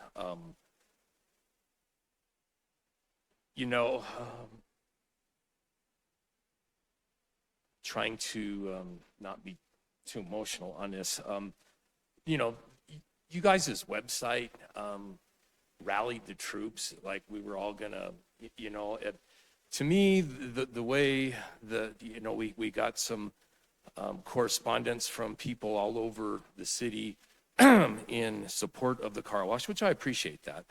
And I appreciate your ability to rally the troops. But, you talked about being here in good faith and, wanting to be a good member of the community. But, some of the actions tonight, I didn't see that. So I'll be in favor of the first option. But like I said, we don't live next door to this. They do. And they're the ones that have to deal with this day in, day out. Not 24/7, but doggone close to it. And, my heart goes out to them. I realize you all put forth several hundreds of thousands, if not millions of dollars into this investment. but you got 26 of these. So we know what's going on. So, you know, when you say you're out money, I agree you're out some money, but they're out some peace of mind. They're out some, you know, their own piece of what we heard tonight. So anyhow, that's all I've got to say. Thank you, Mr. Mayor. Thank you. Councilor Snell. Thank you, Mayor. To our immediate question, I would also be in favor of option one, especially with the suggestion that Councilor Okada made about having the doors open until a vehicle comes in. And then all of the other suggestions, I guess the signage, I do agree, no one reads any signs anymore. So removing that. But I want to recognize Councilor Quinn because I have something similar thoughts in this. I'm really glad that the neighbors once again showed up tonight because I'm really glad that you folks from Auto Wash got to hear them. And I'm sure that you probably have heard a lot of that before, but it sounds like maybe some of the call center folks got to hear it first. And I said again because they've been here and spoken with us many times, and I know just from my own street, my own neighbors, there is this spirit of looking out for each other and banding together and making sure that we're speaking up for each other. And I want to recognize that and appreciate that so much because that's part of what makes our community so great. And to also support what Councilor Quinn said, when you're home, when you're your safe place, your home is somehow compromised, that just kind of takes everything else in your life to a different level. And so when you're not able to operate your business, when you're not able to have peaceful time to just be quiet, read, spend time with family, whatever it is, I see that everything else kind of goes by the wayside. So all that to say, I'm grateful to the neighbors for showing up and giving us their experience again, but also grateful for you folks for being able to hear that, listen to that, and hopefully have some empathy and put yourself in their shoes. So to close, I would definitely be in favor of option one, with the bay doors open except when a vehicle is in, and then getting rid of the signage. And then for the monitoring at least 2 times a year, I would be in favor of that as well. Thank you. Thank you. Councilor Martell. Thank you, Mayor. I too am in favor of the modification option. I agree with point A being updated to the doors always being closed if the bay is in use. And I'm fine with point B. I could take or leave point C or D. For point E, I appreciate that it is very clearly stated in point E that the operation shall comply with all applicable noise standards, including the state law and those set forth in the Wheat Ridge codes. And I believe point E should be expanded to include the language of the third point, which is state, city, and reasonableness, so that it is documented here that that reasonableness is a variable in this SUP. And part of that is to echo Councilmember Snell and Councilmember Quinn. The last gentleman who spoke in public comment tonight has been, many of them have been here many times. And in the past, one of the things that really brought this to focus for me, similar to how Councilmember Snell said, when it's your home and it's your peace, he has brought in a recording from his home of hearing the car wash. And I don't know what the decimal was. I don't know the statistics on that recording, but he played it for 1 minute. And in that 1 minute, my sound anxiety triggers were so heightened, and I'm not living next door to it. And that made me very sympathetic to our neighbors and wanting to find a solution that isn't just business is bad or isn't business rules, but find some kind of compromise and really finding a place where the business can be successful and the neighbors can get some restored peace. And so with that, on point F, I agree some limitations on the frequency of measurements and studies. I do think that because we've had recent decimals above the limit, to come in right now and say no more than twice a year, I think more often that might be necessary for a year. And then if we have consistent testings that are not out of compliance, then that frequency can be made lower. Thank you. We'll go to Councilor Okada. Thank you. Councilor Martell, I do want to ask a little bit of clarification. When we, in section E, the possibility of adding reasonableness to that clause may move us away from another goal that may be present on the table. The goal that I have to be able to make rigid the decibel limits that we are trying to define here. The sense has been expressed by Autowash that the goalposts have been moving. A counterpoint to that I felt is that these statutes have existed and those aren't moving. But if we were to add an element of reasonableness, then we add an interpretability into that space. I might be wrong. Are you seeing a way for that to not have interpretability? I think that's a great point. And my understanding from when we were able to ask questions of staff was that reasonableness was a requirement. And so I don't know if we have the possibility of eliminating that, then I would be for that. If we don't have the authority to remove that, then I would like it to be in the documentation. I understand. Let me recognize the city attorney real quick. Yeah, Mr. Mayor, if I could just add, the standard that you were referring to as reasonableness in your local code, the standard you're referring to as reasonableness in your local code is really a prohibition against any unreasonable noise, right, that is then defined by way of several sentences. I'm a little uncomfortable with the shorthand of just making reference to reasonableness, right? The condition is written as it is because the requirement isn't that you only engage in reasonable noises, that you avoid unreasonable noises as specifically defined in that code. So I'm a little uncomfortable with simply giving that shorthand of, including reasonableness. It is inherent in the reference to 16103, right? Okay. It is the only standard that is applicable to this noise in terms of the decimal standards, which has been discussed, only applies to industrial. Fair. For me, it was more of if it's something that the auto wash is going to be held to that isn't already in a code, I wanted it added so that it wasn't a surprise again to them, as well as a protection for the residents. With all due respect for auto wash, that provision of the code is within our general offenses, right? Okay. It is very similar to prohibitions of unreasonable noise that exist in a variety of different contexts. Has received judicial gloss, and the fact that there is a definition to define unreasonableness, it suggests to me that it is not a subjective standard that is being grabbed out of the air and imposed. So again, I would suggest take a hard look at 16103 before you decide that the reference as it sits isn't sufficient.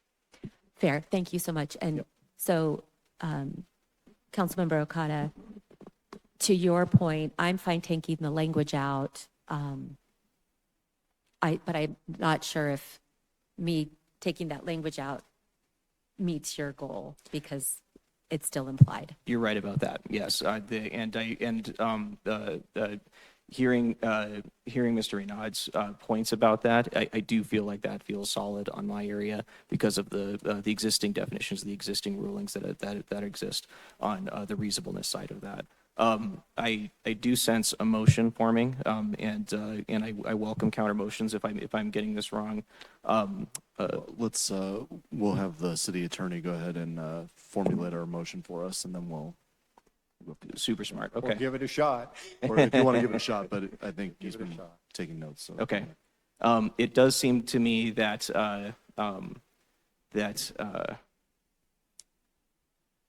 No, I think that's it for me. I think everything that I'm particularly concerned about is addressed.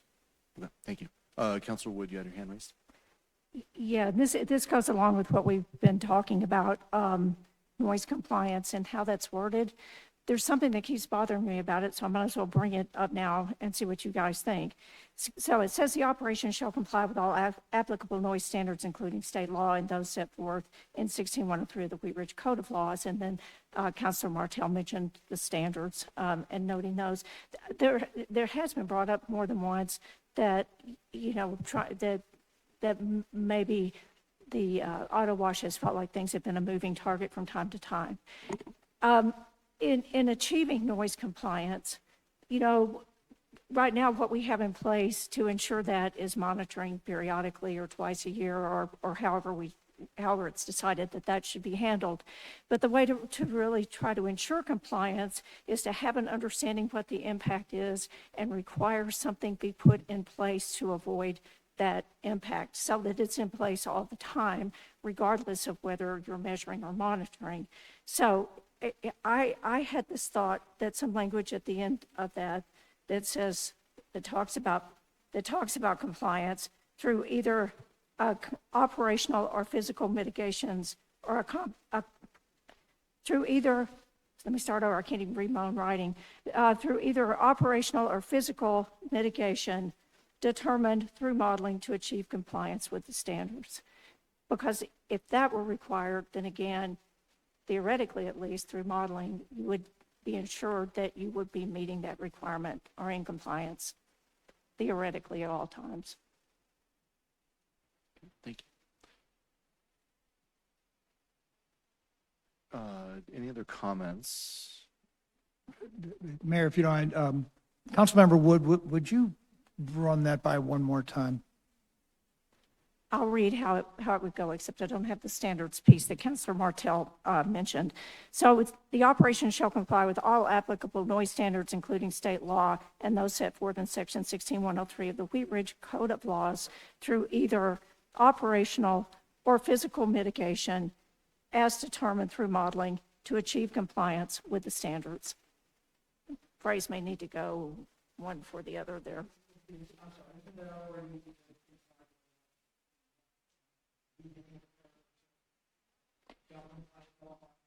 Well, it is implied exactly. Councilor Larson, not arguing that. It just explains the means to get there, rather than saying you'll be in compliance, but it doesn't offer anything to get to that point that you will stay in compliance. Yeah, I don't know. It just seems that we're adding some specifics where there may not be needed. Agreed. I put it out there again to try to address the comments about moving target. Go ahead. I have one last question. As long as it's to the city attorney, that's fine. As long as it's not to the staff or to the. Yeah, that's fine. Okay. Let me recognize the city attorney because I agree with Councilor Okada that we might have a motion somewhat formed. Somewhat. Okay. I believe the motion, and this is point of money gathering of where we have consensus. I believe the motion would be to adopt option 1, the modification of special use permit, with item A modified to remove the second sentence, so that it's simply a requirement that all the bay doors remain fully closed during all wash and dry cycles. There are no limitations outside of that. The motion would include B as written. The motion would remove C from the list of conditions entirely.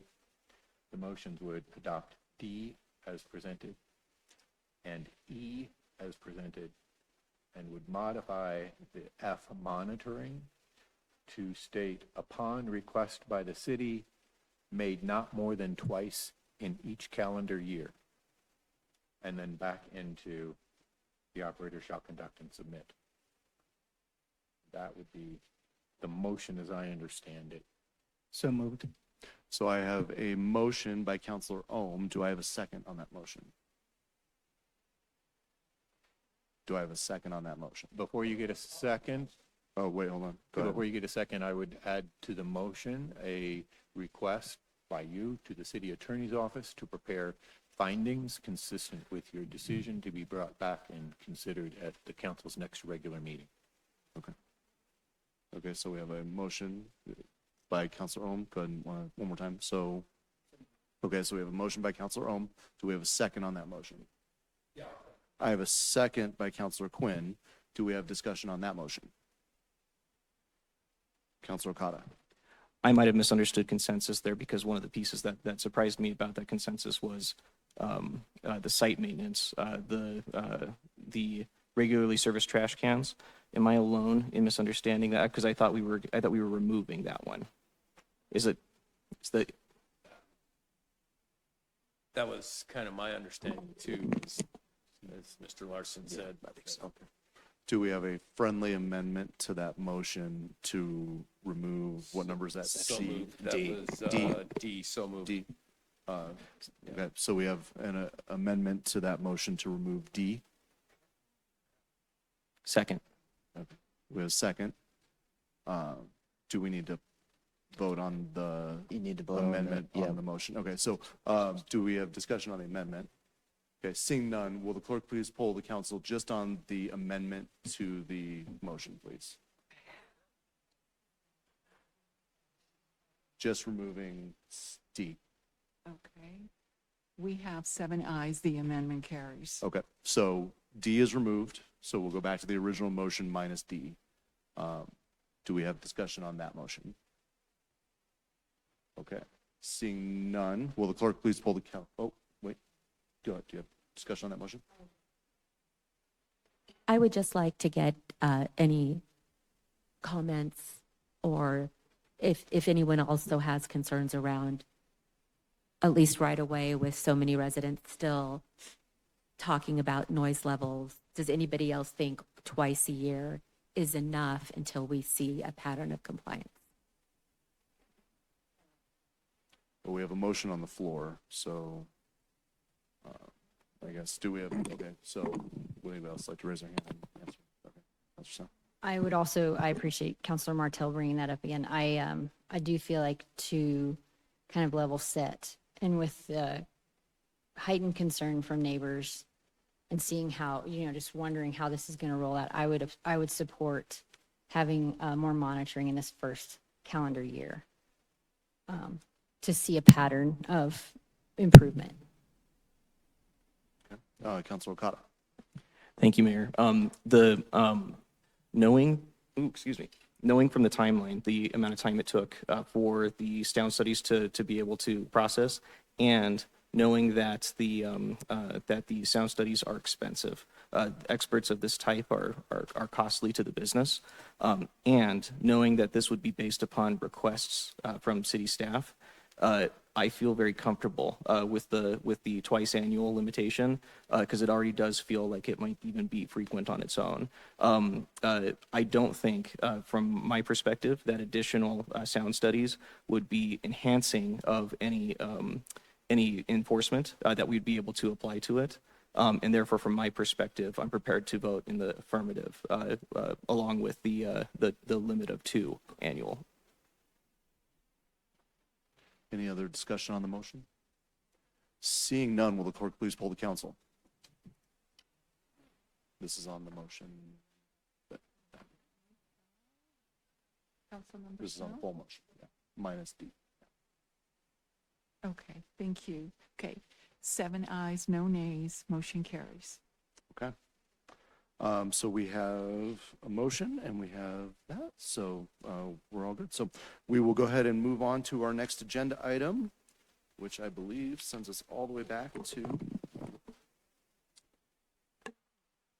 City Attorney's Matters. I think that's all we have. I think that the request or direction to the city attorney to draft written findings was made as part of the motion, if I recall. So You've got everything you need, right? You've got a got motion? everything I passed? need Okay. on that. Jerry will be back at the next meeting, and we'll bring a set of findings for your consideration. All right. Mr. Renault, thank you for filling in today. We really appreciate you. Thank you very much. It's been Making my this go pleasure. smoothly. We'll go on to city manager's matters. Yeah, thank you, Mayor. Sorry, just one item this evening. I know it's late, but I think the Mayor Pro Tem and the mayor reached out to all of you about communications with the fire districts. That all familiar? Nope, everybody didn't get a call. So, we had presentations from both fire districts a few weeks ago. They are considering sales tax ballot increases this November. The cities of Lakewood and Edgewater have approached me to potentially draft a letter to send to West Metro Fire District to encourage them to look at other options besides sales tax, because sales tax is such an impactful revenue source for the city, as you all know. It's just a letter encouraging them to think for other options, maybe looking at property tax again. South Metro Fire District was going to look for sales tax increase last year. The cities of Lone Tree, Centennial, and Aurora had discussions with them, presentations, and they did convince them to stick with property tax, and they were successful in raising that. So I think you've heard some of our concerns at the council workshop about sales tax being our #1 revenue source. And this could significantly impact us and our revenue generating sources. So looking for consensus if council's okay with us communicating with fire districts in this manner. Do we have a consensus to communicate with the fire district through letter? Go ahead, Councilor Snell. Sorry, just a quick question. Yes. This is in preparation for their board meeting tomorrow, is that correct? Yes. And you would craft your own letter, or it would be It's part of been that? drafted. City of Edgewater The one that drafted we the got. letter for my signature and Kathy Hudson and Lakewood and, Yeah. and Dan Maples and it's professional letter, just asking them to reconsider, think about the city's needs as well. Got it, Yep. okay, thank you. Yep. Do we have a consensus to send that letter? We do. Okay, thank you. Thank you. We'll go to elected officials matters, and I do ask that you keep it brief. Councilor Okada. Thank you. Just wanted to say I went to was it Sunday? Saturday. Saturday, I was joined by Councilmember Ohm, Councilmember Larson, and Councilmember Wood at the Red Rocks Community College graduation. And boy, that was a fun time. That was a really good time. It was great to be invited to be able to celebrate with everybody and to enjoy that moment. The only other thing I want to mention is Councilmember Larson and I have a district meeting at the Historical Society this upcoming Saturday from 9 to noon, and we hope to see a whole lot of people there. Thank you. Thank you. Councilor Larson. Thank you, Mayor. It was Saturday watching all of these very smiley young people. I mean, normally you don't see that many young people smiling at the same time. And they're all proud and standing up straight. And I don't know, it was just a lot of fun. I don't want to forget the fact that last Tuesday, Patrick Goff, our city manager, presented the State of the City at the Wheat Ridge Business Association monthly meeting, and there were no surprises. And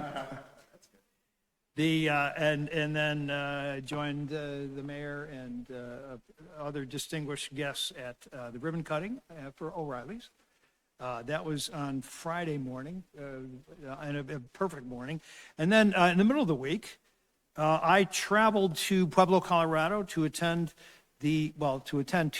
participate in the National Association of Housing and Redevelopment Officials Colorado Chapter 2026 Annual Conference, where there was a panel put together consisting of our very own Shannon Terrell, with the senior housing planner with the Community Development Department, the City of Wheat Ridge, along with a representative from Foothills Regional Housing and another from Design Concepts, a landscape architect, and the Pochner Company, all talking about what a wonderful thing is going on up there at Ridge Road and the Foothills Regional Housing Project in connection with Red Rocks Community College nursing campus out there. I got to moderate this, and so that meant I was able to ask the questions instead of having to answer them. Most enjoyable, and I have to say that Shannon did a fantastic job. She really nailed it with that one. It was a good conference. I had an opportunity to have an official Pueblo slopper sandwich. Have you ever had one? Open-faced bun, ground beef, cheese, and a whole bunch of green chili. I passed. I just wasn't brave enough. But anyway, it was a wonderful time, and I'm glad we were able to participate and talk about the Ridge Road housing project that is going to be fantastic. Thanks. If you want one of those, if you don't, Aguas Calientes has an amazing one. All right, Councilor Ohm. Thank you, Mayor. I did have a great time at the Red Rocks, and it was amazing to have the, I guess it was a Scottish band? Irish bagpipes, yes, thank you. And they did an amazing job as we came in and left. The views were incredible. The students were very, very passionate.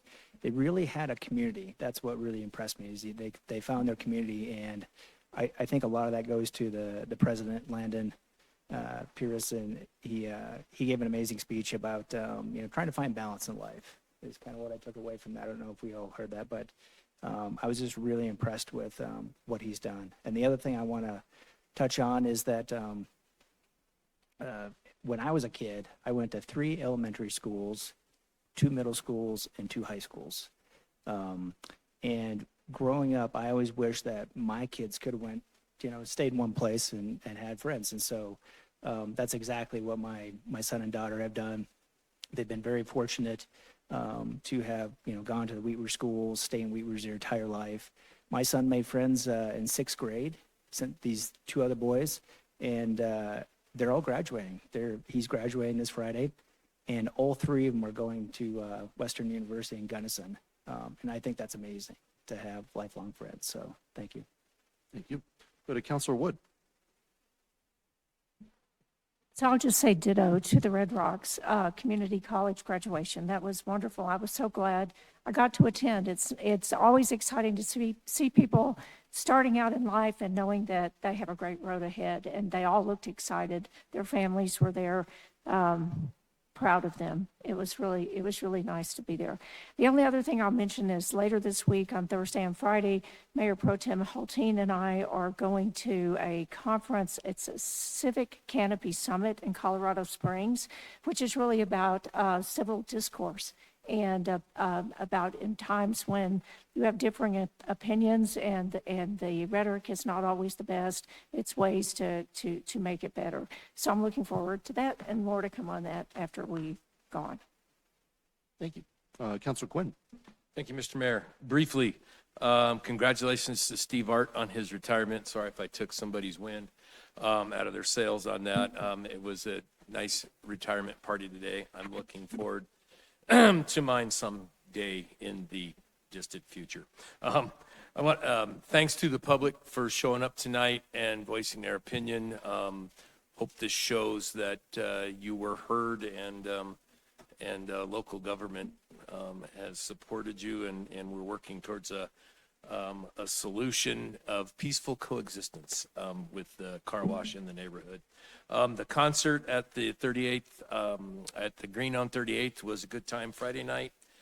Saturday was I attended the open house, not the open house, the block party at Esther's up at 26 and Kipling. I took the 16-week-old baby Rottweiler there. He walked in and I had to carry him out because he was tired. And he's 50 pounds. Oh my God. And he's got another 100 to go, I swear. Other than that, that was all I have, Mr. Mayor. Thank you. Councilor Martel. Thank you, Mr. Mayor. I was not able to attend Red Rocks graduation this weekend because I was in Kansas seeing 2 of my nephews graduate. But it was also great to be with all those great graduates. So congratulations to everyone. Last week, I was honored to attend the Action Center Western Gala event, and it was amazing to see all the support that the Action Center is receiving. It was a great event. And I just want to remind everyone that there's a movie at the Green on Friday night. And thank everyone who came out and spoke today. I know this was a long time in the works tonight, and hopefully we found a good solution for everyone. Thank you. We'll go to Councilor Snell. Thank you, Mayor. Very briefly, I just wanted to also recognize the neighbors that joined us tonight again, spending their Monday evenings with us over the past few months. Like I said, I really value any time I see folks standing up for each other, looking out for each other, because that is truly what makes us a community, and that is also what makes us great and what makes us Wheat Ridge. I also am thankful for the conversation that we had here on the dais, and I'm thankful that we as counselors understand that we're here for our constituents and for our community, and making sure that everyone feels seen and heard and safe, and still while upholding the fact that Wheat Ridge is a great place to do business, and just understanding that there's a lot of finer points that need to be talked about. But I think we did a great job up here. And tomorrow morning, Councilor Martell and I have our office hours again. And then we are going back to our normal schedule of every first and third Tuesday. But tomorrow morning, we will be at Ann's Pie Cafe, 9 to 11. Please come join us, and we will see you then. That's all I've got. Thank you. Thank you to everybody who was here tonight, and for your respectful tone and the way everybody conducted themselves. It's been an emotional couple of months for many of you, and we appreciate you handling things the right way. I want to thank Mr. Goff for an awesome presentation at the WRBA on Tuesday last week. As always, did a fantastic job, and I think it's easy, frankly, because we got a lot of good stuff going on in Wheat Ridge. So, easy job. Also, Councilor Larson and Councilor Quinn and I helped cut the ribbon for the O'Reilly Auto Parts on 50th and Kipling the other day. That's our third or fourth ribbon cutting down in that corridor over the last couple months. It is cool to see that corridor changing for the better.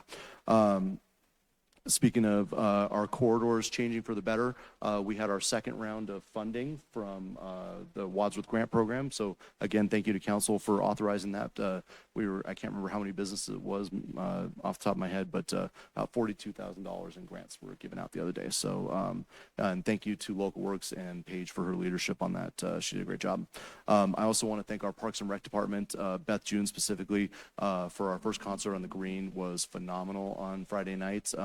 Beth does a great job putting those together. Our first performer, Kai White, 14-year-old DJ, did a phenomenal job, and it was a great turnout. Part of the reason I think it was a great turnout, Stevens had their carnival right before it, and they had 400 or 500 people hanging out, playing, doing all this cool stuff out there, and then they all came out to the Green and hung out with Kai, and it was a really good time. So you talk about community. I had eight or nine people come up and just thank me for what we've done with the Green and all the programming that's going on there and the community feel. And so it's great to see something actually reach the finish line and get exactly what we want out of it.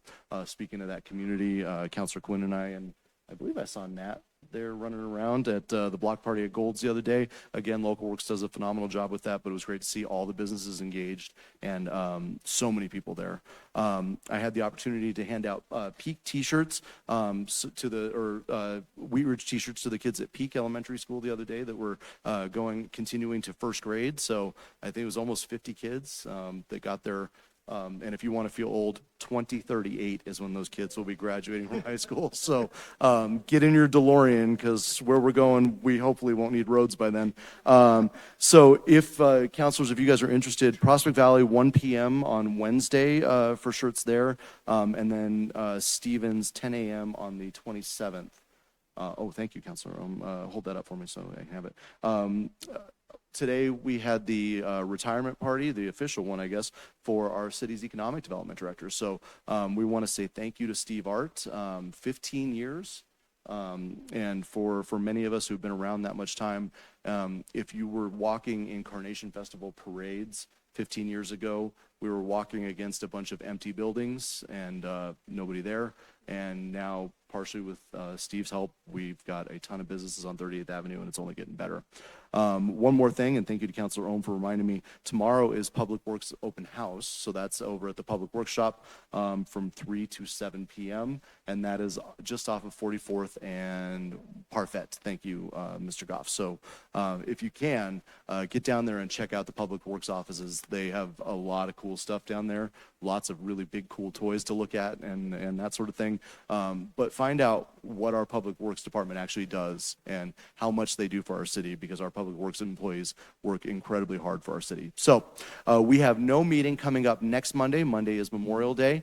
I'm sure many of you will be looking at barbecues and all that sort of thing. So if you are looking at doing something for Memorial Day and you're looking to stock up, if you can find it, you should find it and buy it in Wheat Ridge. And we will see you all on June 1st, I believe it is, for a study session. We are adjourned.